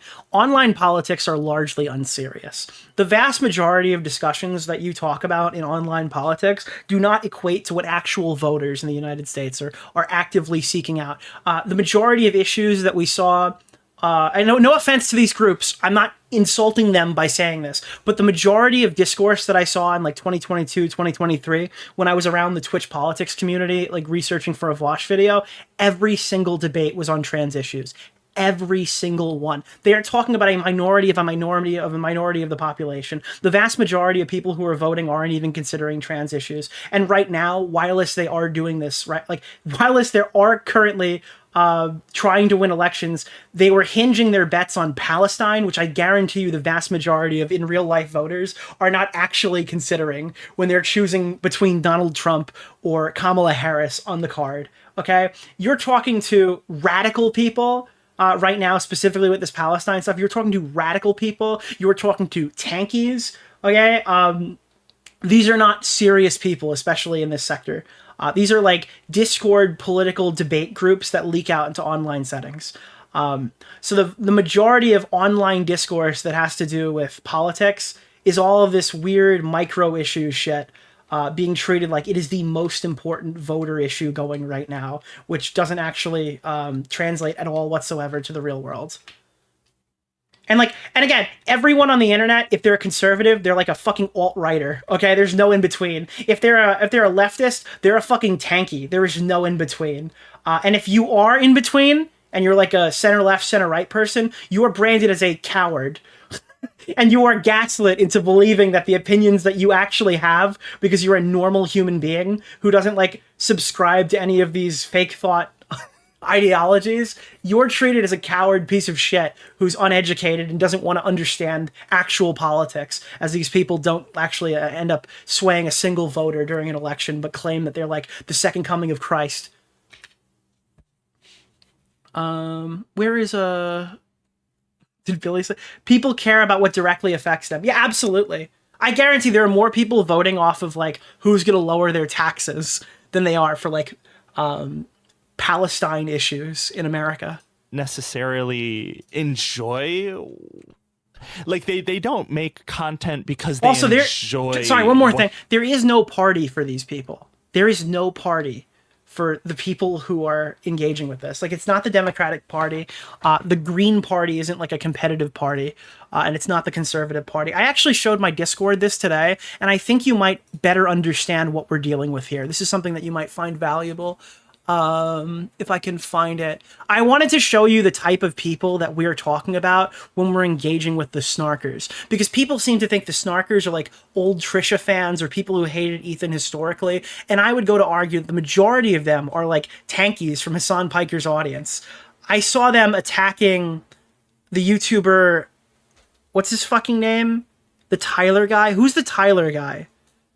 I'm trying to find the message right now. Somebody tell me who the Tyler guy is. It's Tyler not Tyler the creator, not the fucking artist. There's like a YouTuber Tyler who like fucking hates us or something. They were eating one of their own. They were eating one of the West Side Tyler. Yeah, West Side. I didn't know if it was West or East. West Side Tyler was getting eaten by the snarkers recently. Let me grab this. They were attacking him. Oh fuck! How many people wrote in the Discord today? Jesus. Okay, here, check out this post.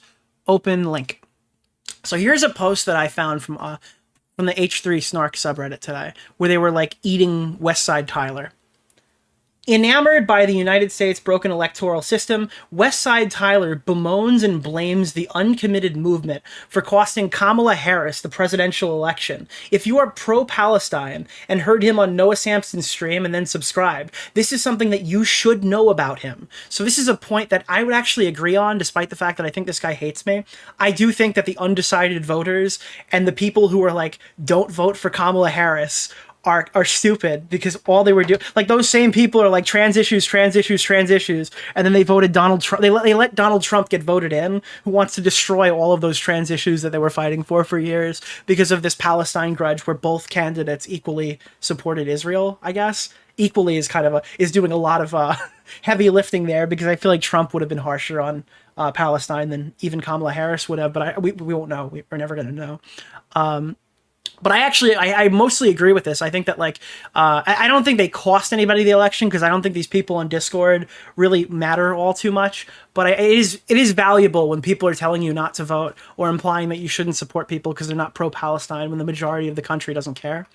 I don't think this needs to be said, but Kamala Harris has zero to blame but herself on her loss. Even if there were zero pro-Palestinian protests, no uncommitted movement, there would still be a loss looming over her head. This loss inevitably brought up by the sour taste in your mouth left when your country is committing genocide. Like, no one thinks, there is no one who thinks like this. These are chronically online people who are extremely unserious about politics. And they lie to your face saying that you aren't seeing what you're actually seeing. This is the moral issue of our time, and we don't have room or time to get grown men like West Side Tyler on the same page as us. Recognize who is and who isn't your ally and move on. Noah Sampson made a mistake by platforming him. Just to be clear, this is the H3 Snark subreddit. These are the people who actively don't like H3H3. They're not like Trisha Paytas fans. They're not former commentary people. These are literally tankies from Hassan Piker's audience. And they're saying that a guy who has gone out here and defended them every step of the way is sour grapes because he doesn't agree with them on the position of supporting Kamala Harris's run for presidency. This is a joke, right? Like, these are not serious people. But yeah, this is an upvoted post over there. This is not being downvoted. So they're eating their own. And it gives you a kind of understanding of the demographic that we're talking about. What they do, they want to make content because they want to like a moral issue of have our that time. be Like, who the fuck is our? Who the fuck is our? You're like 0.01% of the voters. Their career, which like is a great aspiration. Well, maybe not. Like maybe that's actually not. Maybe It's the most I take evil that back. aspiration there. Because a lot of people thought they're like commentary people or like I don't know, people who fucking I don't know. They're not. They're like radical, unhinged political brain rot actors. Yeah, that's actually, I totally take that back. That should be punished by death. This is why it's the Chinese century, because it's all of our children's aspiration to be online content creators. No, Yeah. but Ian, to your point about like Twitter Ethan- Versus left a comment on this. Are you serious? Where? At Twitter Versus? I can't find it. Is his channel just like so unsuccessful it's not popping up towards the top? Stuff that he's even just like producing right now. I think recommend the thing that watching makes me Nicholas sad about it DeOrio's is like latest video. I used to be Thank a you! fan of Oh, we this hit the guy, goal. You know what I mean? Like I think he was at his best in doing. Oh god, this annoyed me way back then. It still annoys me now. The former fan, the fallen fan syndrome. He's got new fallen fans every single day. Everyone's like, I used to be a fan of this guy. I used to be a fan of this guy. It's just like, shut up and critique the video. Yeah, most of us were. They're pioneers that created the genre. Every commentary YouTuber was a fan of iDubbbz. He won like every situation he was in. He looked cool doing it. He's not like that anymore, and he can't make videos like that anymore. But the vast majority of commentary channels you watch right now were at one point inspired by iDubbbz. Something special when he was being like a silly guy making stupid shit.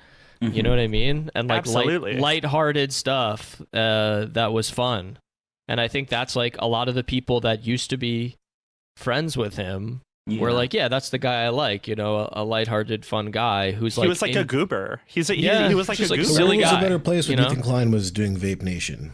Yeah, and yeah, it was, and yeah, I don't know. It's sad. Like it's all of it. It makes me really, really sad, more than anything. Jesus, I didn't want my fucking DMs to pop up. I mean, I think there was always kind of a vibe of I don't know. I have thoughts. I don't like I have feelings. Like Wait, what is this? Hold on. This is funny. Apparently, this is one of the guys who are on the podcast right now that we're listening to. Smaggle sent this to me. This is, he's talking to Nazi Punisher. Oh shit, dude. We've got a badass in the room. This is the Nazi Punisher. Wait, is he a Nazi who punishes people? Or does he punish Nazis? Because the Punisher is somebody who punishes people and like fucks them up. So if he's the Nazi Punisher, is he like the Punisher if he was supporting Germany in World War II? I feel like that would have to be the case, right? Like a Nazi who punishes people. I'm confused. I don't know the mechanics of this. It's wild that some people have, for almost 2 years now, used the escalated Israeli genocide of Palestinians as a vector for online personality drama. Do not fucking kill me, please, but is this low-key pointed at, like, Hassan Piker? No, not at all. He's not who this is about. You get, like, a pass if you're Noah. You get a pass if you're Hassan. You get a pass if you're Ian. All these guys are, like, they're on the freedom side, so they can do whatever they want. But God forbid you respond to these people or criticize them in any capacity, and then they just hold dead Palestinian children hostage in front of you. They just hold their fucking bodies and use them as meat shields. It is so pathetic. But yeah, continuing. I relate to Ethan. I think in specifically, you guys both kind of had like the same kind of like, I gotta kind of reconcile with my past moments. Mm-hmm. Yeah. So I relate in that way, but then I also relate in the way that it's hard. It's hard to be funny, and it's not hard to be funny. Like, what are you talking about? Just give up then. You can't. You're struggling with the ability to make a joke? Then you're probably overthinking it. I can tell that bro really like admires like a lot of these comedians that he's had on his show. I think he wants to, be something special. I think he wants to be an entertainer, but like it's gonna take a lot of fucking like pain and hurt to actually discover who the fuck you are, because I don't think he knows who he is, to be honest. Like, this is so weird. Like, again, he sees everybody else through, like, the lens of his own failure. He can't comprehend that other people do not have to go through his hero's journey that he has dubbed himself. Just seeing the type of content that he's making, it just doesn't feel, I mean... Is Darkfab he's EU fucking, a like, virgin? No, I am not. Why would so many people be Googling that? debating, you know, Sam Cedar and Hassan on his show, and he's getting angry about it, and he's calling himself the legend. Like, Stop it! Stop it! You're going goblin mode! You've begun calling yourself the legend! Calm down! The goat. Thank you for the $5. You're too based! Oh my god, bro! I watched... He's calling himself an absolute legend. No, Ethan, stop! Stop, Ethan! You're making a big mistake! Wait, lawsuits, legend. Somebody stop Ethan immediately. He can't go through with this. Some of the debate with Sam Cedar, and then I think, sadly, I hate that I watched all of the one with Hassan and Ethan. He's beyond lost? No, he might be beyond jopsed, all right? Do not, Ethan, shut it down. No lawsuits. I'm seeing a pattern here. It was painful. It was like 5 hours of just like Hassan talking about like, oh, this, and this about Palestine, talking about like the actual issues. And then Ethan was like, so you posted this on January 1999. Explain. He was explain talking this. like the Joker, yeah. He sounded like the Joker when he was bringing things up. All right, wait. I don't want to. Let's talk about you, Ian. Wait, what happened? They clearly just cut that conversation super short. Like they all just stopped laughing immediately. You're like, all right, let's talk about you. I want to talk about this shit. It makes me fucking want to. I mean, to be honest, blow like, my brains out. I think that was the first edit that I've audibly heard. I only talked to Anisa about this, and you know, it is kind of fun on occasion, I will say. What's fun? See, that's the thing. That's what's enticing about to talk about drama. Oh, wow! You mean all these guys who were crying about drama just had a real fun time talking about it because it was like a good target. No bad tactics, only bad targets. The like slop. We're making slop right now. Oh shit! They've become self-aware. Slop. Well, it's not slop. We're just as bad as they are. Yeah, and I think we try to generally I don't think that's true. Wait, they would still call Pegasus slop, and he's extremely self-aware that his content the guy, is shit. Keemstar Orbiter, Nick Oreo, Mr. Oreo. No, that's cope. The self-aware part is the cope. Avoid that. Like I think we try to talk like at like higher level I than recommend like watching specific Nicholas people DeOrio's because at the end of the day, latest it's not always that useful People to like reward what they get perceive into it as in the awarding drama. them. Jonathan Haidt's book A Righteous Mind explains it really well. Ian believes what he believes because he's awarded for it. Nicholas, the goat. Thank you for the $5, my man. Thank you, Camden Gerard Davis, for that insight.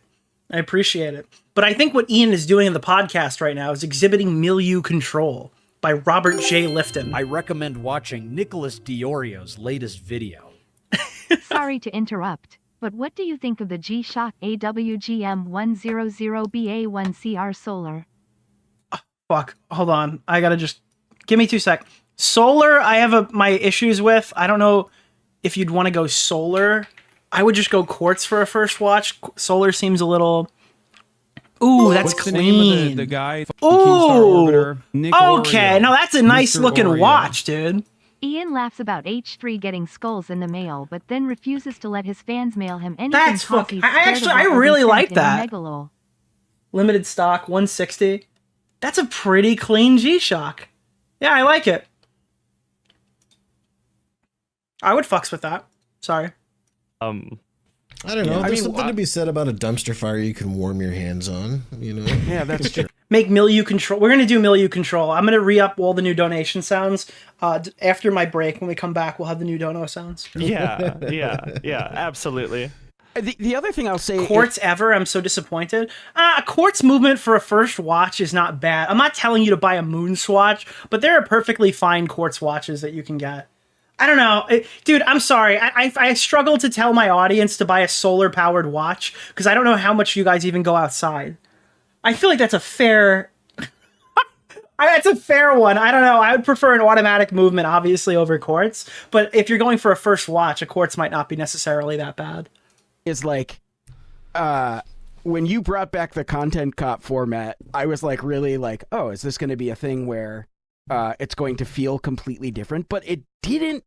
Like, it had the same bite. It just also had things that I was like, oh, wow.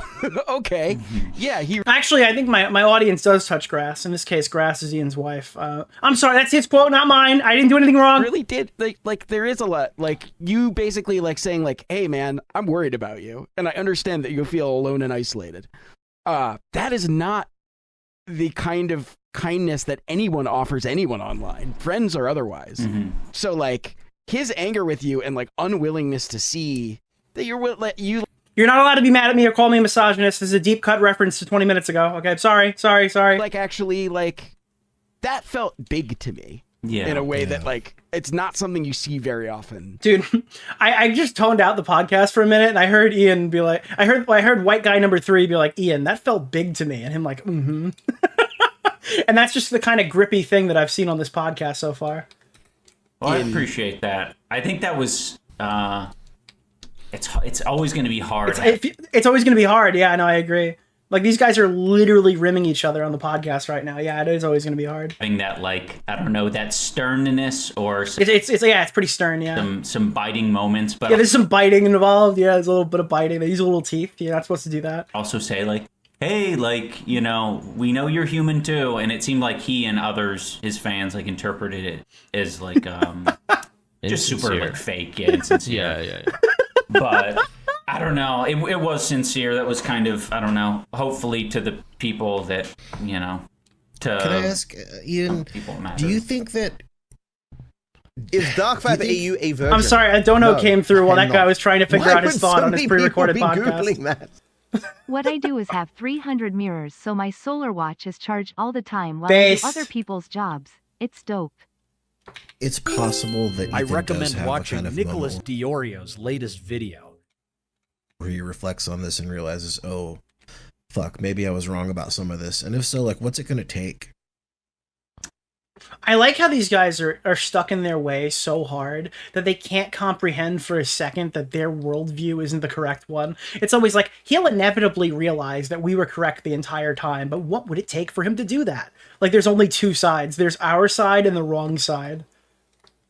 That's a good question. No, it's not. It's really not a good question. It's absolutely not. I don't think so, because I think right now it's just I think he would need to lose a lot of money. You think that's Oh, he needs to be destitute. This guy needs to have his entire life destroyed, and then he can only then will he know what it's like to be a Gazan citizen whose fucking supermarkets were blown up, whose houses are gone, who can't fucking feed their family. That's what he needs. It's all financial then. Yeah, because the money is the power, and he just kind of gets what he wants through the money, whether that's, you know, the lawyer shit, like I can control and lord over people with the threat of lawsuits, and, you know, just essentially paying employees to not, you know, talk back to him. I feel like the employees don't agree with you. Please stop invoking the employees. It's a weird tactic because all they have to do is say it's not accurate, but you've already spoken for them and done the damage. It's extremely manipulative behavior. And then also just not being generally financially strapped in your way of life. You know, if life is cushy and you don't have to, you know, you can afford to hire another nanny or another housekeeper or something. Like, why does Hassan Piker never have, like, repercussions for doing this? He's too ultra rich. Guy who literally blew up his entire fucking career and lost everything is now mad that people are ultra rich when they continued on the path they were on. Like, you would be as ultra rich if you weren't unfunny and pathetic. I just don't feel like it's ever going to be uncomfortable enough. Couldn't be me, fam. It's like, it's so easy for the guy who threw it all away to sit here on his fucking high horse and go like, I'm not one of the ultra rich like Ethan. It's like, yeah, because you suck. Yeah. Well, it's not from altruism. It's for blowing up your channel. Well, you wanted to change the subject, Lolo. What do you got? Okay. Like, he wants the credibility of somebody who like gave all their money away to charity and started over and like, oh well, imagine he did that. He's like, all the money that I made off of drama that I have left, I'm donating to charity, and I'm gonna rebuild myself as a bread tuber. He didn't do that. He just said like, hey guys, I'm really sorry for saying the N-word 52 times. Yeah, well, I was just going to say... I'm so high right now. Holy shit. No, wait, hold on. I got it. Let me pick up the ball right here. It's all right. Let's talk about... Creator Clash? Sorry. Please, let's talk about Creator Clash. What do you think? I'm hearing the clicking sounds. They didn't edit this at all. Sorry. Well, I was going to say, this is going to be great. No, it's this good. edit It's is good. going to be great. It's going to be funny. Okay. This editing is going to be great. Not if you don't do it. I think, Ian, you're a very good model for like maybe what masculinity could look like. What? Dude, why do they lie? Why do they all lie? Nicholas, the goat. Thank you for the $5, my man. Look, I don't want to insult people's appearances, but they act like the hottest. Like, oh god, why are you coming after hot people? All right, your tattoos look like a skateboard, bro. I'm not gonna sit here and just call this guy a fucking loser and say he's like a cock and all this stuff. But then some guy gets on the podcast and goes, "You're a peak explanation. You're the final form of masculinity." Like, come on, dude. Why are we lying about it? On the internet, for coming from somebody who maybe used to be someone that was not a good role model for young men.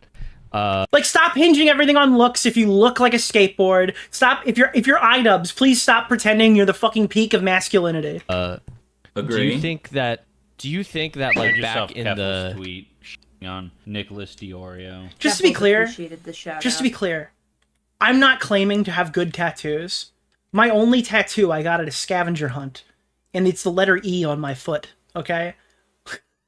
I am not the bane of good tattoos. It was like $60 or so. I forgot how much I paid for it. It was for a scavenger hunt, okay? That's my only tattoo. And I think it's better than some of Anisa's. Nicholas, the goat. You know, thank you for the $5, X number my of man. Dude, you know, like if I ever get into a massive fucking car accident, dude, a massive fucking car accident. And do you know what else is massive? And they What's ever the have name to of like the guy, Keemstar Orbiter, Nick Oreo, Mr. Oreo. Think of it like this: if I ever get into like a, my problematic wouldn't.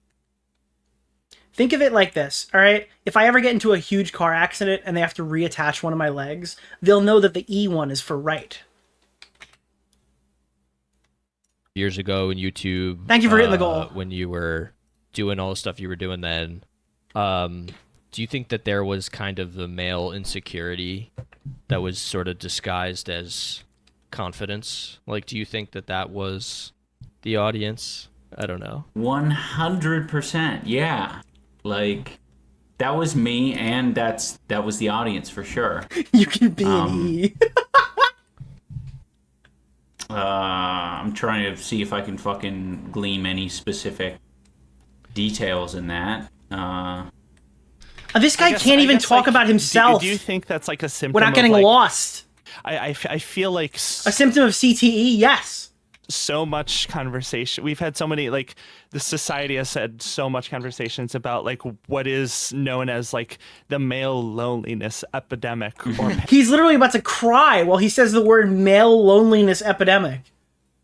What is happening right now? Pandemic or whatever. And it seems like it's just like only gotten worse since those days. And like, let's be real. I mean, for people that weren't really around in like 2010, like in terms of like active on. Dude, I'm sorry. How do you criticize Ethan for his emotional dumping ground? Go on this guy's podcast and talk about the male loneliness epidemic.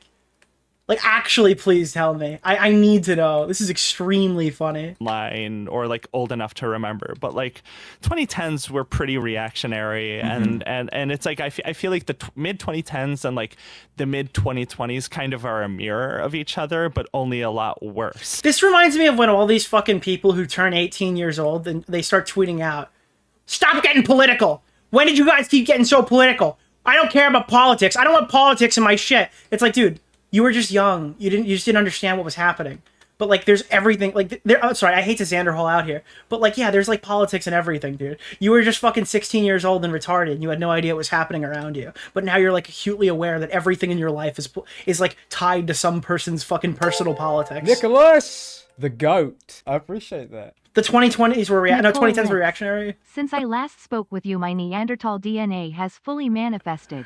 I clubbed my boss into giving me a raise, and I've taken up residence in a cave. Amazing. I have become local folklore and scare children.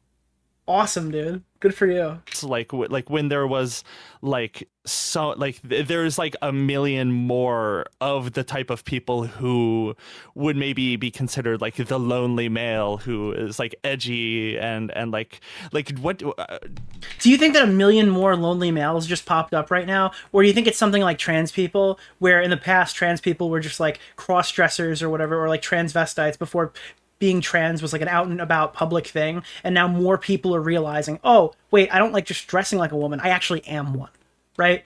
Maybe those people are like they're understanding their situation differently because it's now publicly socially acceptable, and they have resources to help them understand what's going on in their bodies. Maybe that has something to do with it.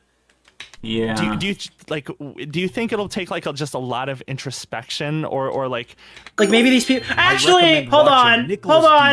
No, maybe the lonely male epidemic could partially. I have the Bulova Makina watch. Oh, thank you. I like it a lot, especially because I love rose gold. I like Bulova watches. Base. They're nice emo.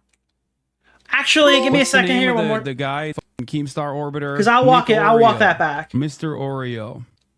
Man, this creator Clash 3 drama has become bigger every day. I know. No, massive. I will say there might be a raise in like the lonely male epidemic because a lot of high schoolers had like a pandemic in the middle of their fucking, like, I feel like a lot of social skills get made in high school. And obviously, like, you're not doomed to never have social skills if you don't excel in like the social landscape of high school. But not having that is a lot like people who don't go to college and get shut in and stuff like that. I think you need to be a healthy adult, you need some kind of college experience. I'm sorry. And if you don't get that, I think trade school is like a good alternative, or you need to be like socially active outside of your, I think like the social part of college is valuable in some capacity to people, but you need like an alternative if you don't get that. And a lot of these people are caught in a weird way because they had this pandemic in like formative years of their lives. So maybe that might contribute to it in some capacity. Branching out of like, cause there's so many of these like Andrew Tate influencers that are like trying to influence these like young men. Not everybody can afford college, which is unfortunate. Absolutely, 100%. And I don't think it's required to be successful in life to get a college degree. On YouTube, that's an asinine. Like, everyone here would like fucking put a gun to your head because most people were going to college and they got successful on YouTube and have a real weird stick about it. I would recommend, though, you need some social thing. It's not just about learning. It's not just about getting a piece of paper that says you're better at things than you might actually be. It's not just about like people taking your money. You need to have some social interactions in your early 20s or you really fall behind everybody else. And that affects like dating, that affects personal interactions, that affects friends. Yeah. I know. Yeah. I mean, it's so hard because maybe part of the problem as well is my brain often wants to. Yeah, people need community. People need community. Something kind of bad where I'm like, or you'll become like people like iDubbbz. You become like an angry little incel, and the first time a woman lets you feel their touch, you completely change like an entirely different person. I almost want to like conflate the people I just saw like where I was at with like Nicholas DeOrio. What about getting a job? Well, I mean, most people need a job. Yeah. The solution to the male loneliness epidemic is to reject modernity and return to the cave. There are several women lost in my cave. They're like the Fellowship trying to find their way out of Moria. And I'm the Balrog. Incel? Like the most rabid incel? You mean Grass? No, I'm not talking about Ian's wife, dude. Chill. Incel on the planet and be like, yeah, that's kind of the same person. But I guess it's probably healthy to remember that is a little bit more of a gradient, and some people are almost on their way. Some dudes are like, getting a partner away from. Oh my god, dude! Oh my god!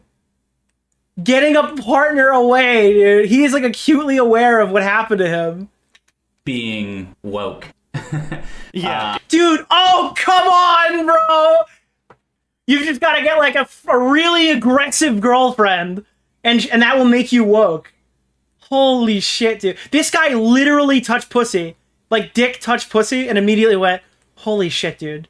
Blacks are more disproportionately incarcerated than white people. What is happening right now? We have to evaluate our police state. And she's like, what are you talking about? And he just like starts awkward thrusting and nuts.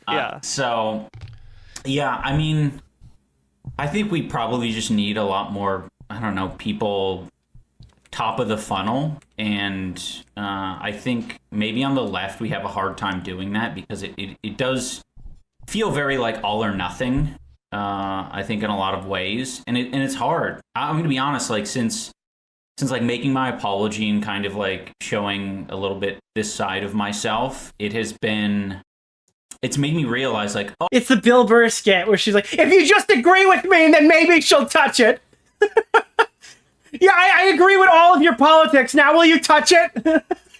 Oh shit, like he's literally a walking Bill Burr skit. That's so funny, dude. I can hardly like get down with even my like more modern. Really? You can't wait. What did you say? I appreciate Let me break that down for you, I swear Mark. to God, say top of the funnel again. Let me break it down for you, Mark. Friend. Have you ever heard that clip? I actually love that. Where is that? This is gonna be iDubbbz talking to his fucking kids if he ever has them. That's never mind. I don't know that. I'm not gonna take that for granted.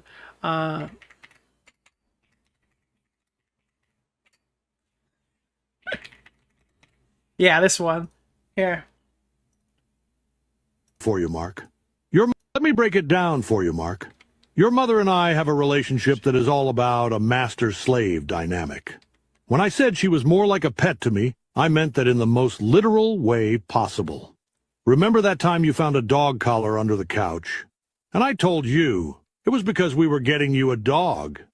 That was a lie, son. Truthfully, your mom likes it when I put her on a leash and walk her around the backyard. She's usually naked, of course.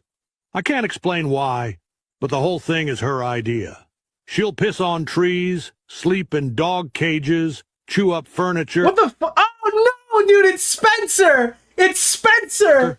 She once took a full-sized adult woman shit in my Dockers.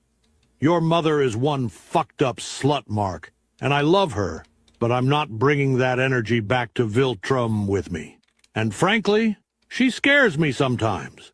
I don't know who molested her, or how— Jesus Christ, dude! They did it, but there is some dark juju in that woman's head, and I just don't know if I'm strong enough to fuck it all up. Dude, do you ever hear I love when they make these. This is like why AI is funny to me. It's like an insane clip that I just heard. But did you ever hear the one they did where like, where Obi-Wan Kenobi is like a pedophile? Where is this?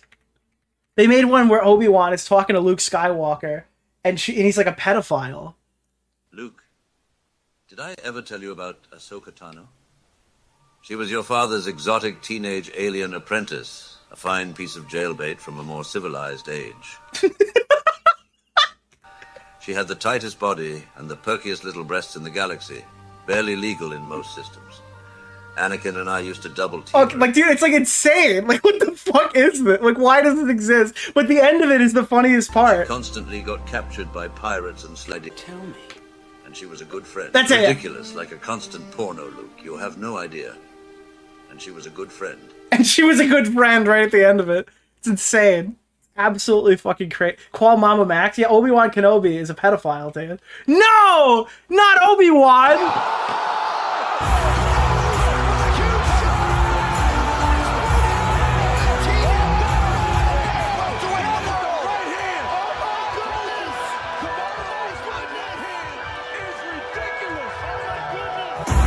Anakin was as well, but Anakin turned to the dark side. So, I mean, yeah, kind of. Is Dark Vibe AU a virgin? No, I am not. Why would so many people be Googling that? I feel like college encourages weird social disorder hug boxes that It aren't does. representative of the real world, and job is a lot more important for social skills. I would agree with you. Like being able to perform a task as a part of a team. You're correct. I mean, you should be able to do that in college too, but everyone has these group assignments where one guy does all the work. So yeah, that does happen as well. I just think you need some social structure. Obviously a job is good, but like when you tell somebody who has no social structure to go to a job, what do? They walk in, they talk to nobody, they do their job, and they go home. So just having a job doesn't mean they have social structure. And I guess that's the same thing for college, because you could go local to college and never talk to anyone ever. I guess the answer for everything here is just like, you get what you put in. You need to have social structure. Let's fucking go, dude! Hell yeah! I'm sorry, what were we talking about? Fucking social structure? Fuck that shit! What you need is Fortnite. Code DeOrio in the Fortnite item shop to buy whatever the fuck you want. You save no money, I make money. That's the way you gotta do it. Hell yeah, dude! Friends, like, because they're... Like, I have friends who... Fuck college! What's Buy the a name of Tesla! the guy? Use fucking Nick's code, Nick dude! Oreo. Mr. Oreo. Felt like a For me, tremendous... college prepared lyrics really well for doing half a dozen people's jobs. I recommend watching Nicholas DeOrio's latest video. I've been dying to know. Do you have a big red button that you can full fist smash when you need to earn? No, I don't. If not, here's to the button fun. It's funny because I literally have a stream deck here, and I have it set up like that. I have a literal button for it when I do pinball streams, but I don't hear. Nicholas, the goat. Thank you for the $5, my man. Amount of... Your streams are a fever dream, so much ADHD jumping around. I mean, listen, you can only talk about one thing for so long. You really have to, like, give people something else to latch onto, and my undiagnosed ADHD provides that for them. Of, like, uncomfortableness around me and, like, guilt after my apology. Like, because they themselves felt some amount of, like... Oh my god, no! I always do the possible. No! Oh no, dude. Oh my god. Are you fucking kidding me? Boblax. So basically, guys, I really resonated a lot with what iDubbbz said in this video about being at the top of the funnel and all the other hosts saying your well-intentioned work could be used by horrible people to push things that I don't agree with everything I said on the podcast, but it was a good listen to it. It left me with a lot to think about. Dude, you fucking said the N-word in private. All right, you believe in all this shit. You're just mad at us. Like, literally, holy fuck, dude. It's so brave when people who don't have an opportunity to continue existing in the current landscape where they made all their money leave and do something else. Holy shit, what a pathetic little rodent. What the fuck, bro? All right, back to what we were doing.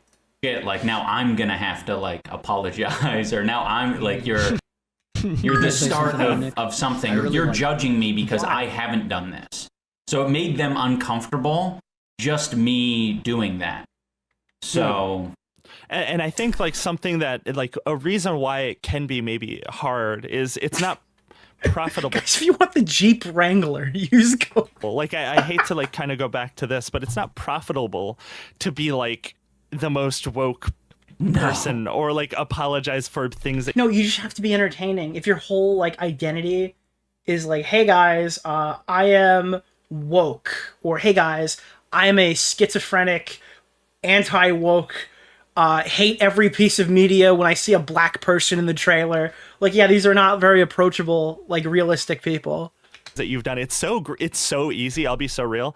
So the reality is not every single person agrees with the approved talking points every single time they happen. Sometimes there's a little more nuance in the discussion, and when you're not showing, like, when you don't deviate at all whatsoever, the audience that's watching you doesn't think you're organic. If you just agree with everything everybody else says 24 hours a day, why would I bother watching you? So easy to not apologize and just lean into, like, the worst possible behaviors for depending on what kind of behaviors. It could be very profitable, especially these days. We saw I think her name is Shiloh. Like, why do these people talk about money so much for people who don't care about money? You hear me talk about fucking do I talk about my earnings this much? For people who don't care about money, it seems like all they talk about is money. Hendrix made like $500,000 for saying the closer N-word. to $1 million now. Yeah. Oh, fuck, disappointing. Like there's so much. There's a system in place where the powers that be are like so likely to support super reactionary rhetoric, and there's just like not really that on the left, because of course there can't be. And that's why Who is Shiloh Hendrix? Shiloh Hendrix GoFundMe, white supremacists raise hundreds. Oh, that's the person who fucking called the black kid the N-word. Is that what happened? What happened with this? It's just that random white woman who called the kid the N-word. That's weird. I think like earlier when I mentioned that it was like you're like a lone example. I thought some influencer was raising money to say the N-word. Like, if you give me $1 million, I'll say it, which would be kind of funny. Could you imagine that? iDubbbz sets up a GoFundMe for a Palestinian charity, and if it makes $1 million in 28 days, he will say a racial slur on stream. Nicholas, the goat. Imagine like the moral quandary that comes with that. Of someone who was like kind of maybe edgier and like closer to Thank that you world for hitting the goal of like reactionary politics, which I don't think you were ever reactionary. I mean you can tell me you were never reactionary because we like you now, but if you ever so much as slight us, we'll do to you what we did to Ethan Klein. We'll relitigate everything you ever said, and we'll pull up a fucking highlight reel of you saying the N-word, so don't you dare fucking disagree with us. Or not. I think you were just kind of like at the time more like liberal, but like doing stuff for shock value. I don't know if that's like a good read of like the most charitable read of their current ally ever. It's very funny what you were doing, but there's so much more incentive to be an awful person for profit than there is to be a good person. Like if you played them his like reasons why he says slurs clip from the fucking Tana Mojo one, they would have a meltdown. Nicholas DeOrio. Keffels appreciated the shout out. Like, do you remember when he's like, I talk about your earnings all the time, usually with my accountant, and it goes like Holmes saying, what the F CK are you doing? Thank you so much for oiling us up, Grassroots. Because there's not as much profit, and that's the hard thing that is hard to overcome for the left. Do you remember like the clip where iDubbbz is comparing the N-word to like a slur for Japanese people that nobody has ever once uttered in like modern day history ever? It was like, what do you mean? You're against the N-word, but you're not against people calling them like a fucking, I don't even know, can I say it? Am I gonna get in trouble if I say it? The fucking zipper? The fucking, yeah, dude. Wow, you're against the N-word, but it doesn't appear like you're against Zipperhead. It's just like nobody's ever used that as a slur around me ever. I literally didn't know it was a slur. Yeah, I feel like, I don't know, it's really hard to make it to incentivize just being a good person and just like trying to do better and feel, because it's hard. Wait, dude, you know when you're watching a fucking crazy right-wing influencer, when they create like a new slur and you find out there's like a rich history behind it. I was watching, you ever watch the crazy Richard Spencer freak out? And he just starts calling all these people fucking, it's like the O word. Do you know the O word? Please don't type it. And Smaggle, if they do, delete it. It's like octopus mixed with rooms. or like runes from like RuneScape, dude.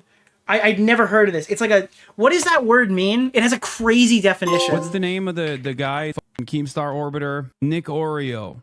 Mr. Oreo. Okay. So wait, there's a specific slur to call black people if they're 1/8 black.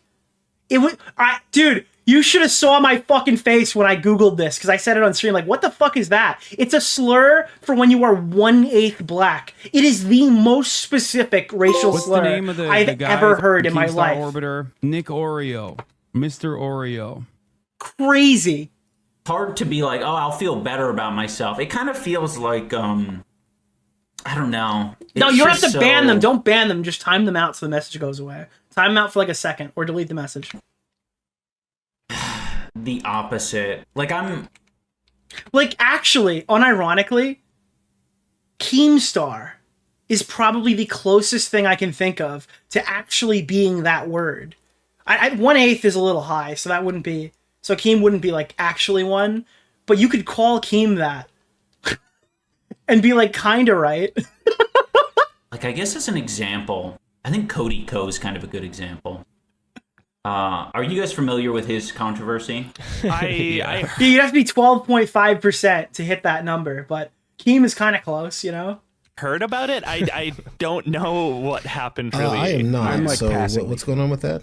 Yeah, so super popular commentary YouTuber. Wait, we're going to talk about the Cody Co allegations? I thought everyone's afraid to talk about those, according to Reddit. Kind of a bro guy. And it was like revealed that he slept with a 17-year-old or 16-year-old Tana Mojo. Oh. And there's a big, commentary boom of like making videos about him and saying, oh, piece of shit, blah, blah, blah. The GOAT. I'm so interested. Where is this conversation going? I think we're going to move off of this afterwards. It went on for a few months. He never like apologized or really addressed it. Because, by the way, the point that they have to make here, right, is that more people need to be talking about it. But to do that, they would have to concede in their making too many videos is slop policy. So he's walking them into an unwinnable argument here. He just kind of did the, the typical thing. And I don't know, he stopped posting for a while and then he started posting on like a very like a separate channel, like his fitness channel or something. And you could tell that there's like a lot of fans who are like super addicted to his content and they just will like fucking refuse. Okay, so what's the overarching argument? I'm just curious. What is the overarching point? To like hold him accountable. And so he has like a little sizable following there. And I just like every time I click on one of these videos, I'm watching him, I'm like, oh, that fucking like this shit like could have been me. This shit could be anyone. What? Wait, what? What? What do you mean this could be you? Who doesn't like... I didn't think it was going there, chat. Oh!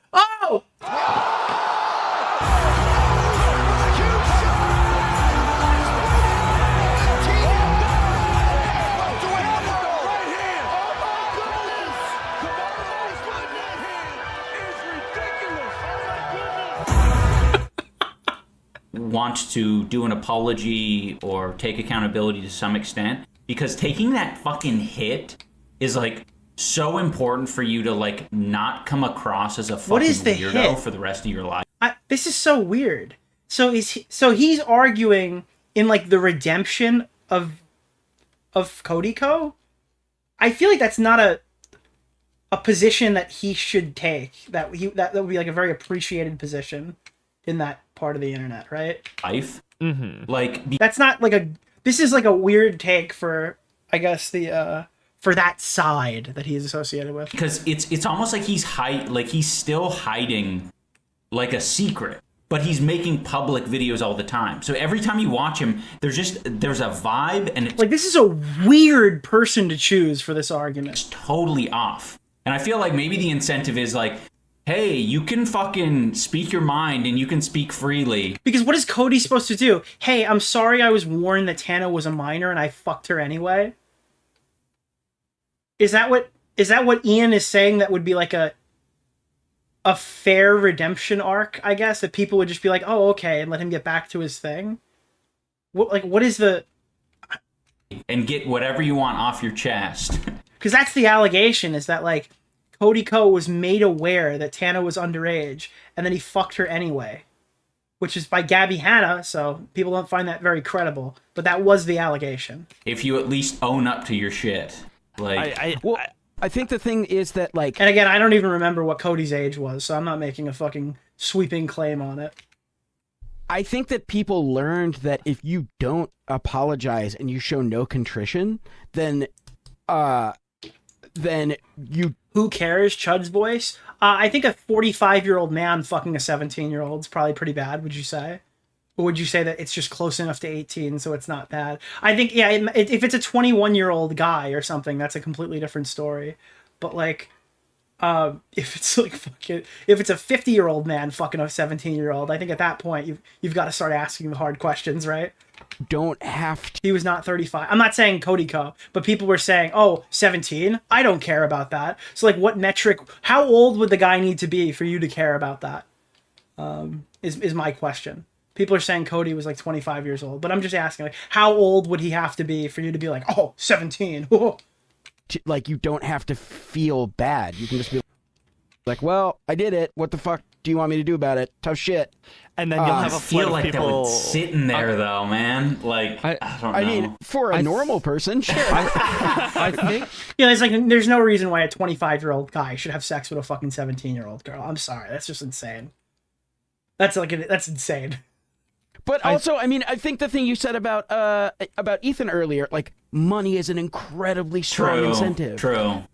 But I think it's not just. I mean, yeah, the money stuff. It's all that too. I think it's also just people feel like it's not worth the trouble and worth the headache sometimes to apologize for something. And I mean, I've definitely felt this way about stupid shit that people were flaming me for online, where I'm like, oh wait, am I ableist because I suggested we start a commune and didn't think about the disabled? Oh my god, start a commune, bro. I'm so hyped, dude. I gotta listen to a little more of this. I need to hear this, please. People and didn't mention Yes, the is the disabled answer people. to Like, that. yeah, all right, yeah. I'm a eugenicist now, but like, I think I think it sort of runs the gamut, right? But there are times where, I don't know. For me personally, I've hurt myself so many times in terms of making money, like all the time. And I don't give a shit, because at the end of the day, I feel good about myself. I can put my head on my pillow every night. I can go to sleep. And the thing is, like, Ian, like, I respect you. Wow, you're so brave. After you've made enough money to survive, or you have another stable job, you don't have to take those paychecks. Wow, dude, that's so good. Ian, I know you made all of your money already off of saying the N-word and calling people the F-slur, but now you're a good guy, so we can let you off with a warning on this one. Please just stop being racist in the future. The goat. Thank you for the $5. Thank you so much. Man. I mean, I know back when you made the apology video, we talked at that time, and Olayemi had you on, and like you did the interview, and you didn't shy away from. Is that the one where he went on there and just got, like, the black woman was just talking down to him because he said slurs in the past, and he was just like, yes, I'm sorry. Tough stuff to talk about. You know what I mean? Like, that takes Like, they literally just brought him on to self-flagellate on the podcast. fucking nut. That was it's insane. Sack. People like, for real. People don't want to do that. People just don't want to fucking do it. And, like, it does suck. It does suck. And, people that don't like you are going to keep fucking hating you. People are going to say you're fake. People are going to say you're insincere, detractors, all this other shit. But the truth is, like, you have my forever respect, dude. Like, for real. You have my respect forever for doing that. Dog. A genre of post, I think you guys have probably seen this too, where someone will post. There's just, dude, you have white guy number 4's forever respect. All right, I'm done with that segment. That's the iDubbbz segment for the night. We've got lots more to discuss. We haven't even talked about Hassan Piker's ban that's probably already been lifted at the time of recording.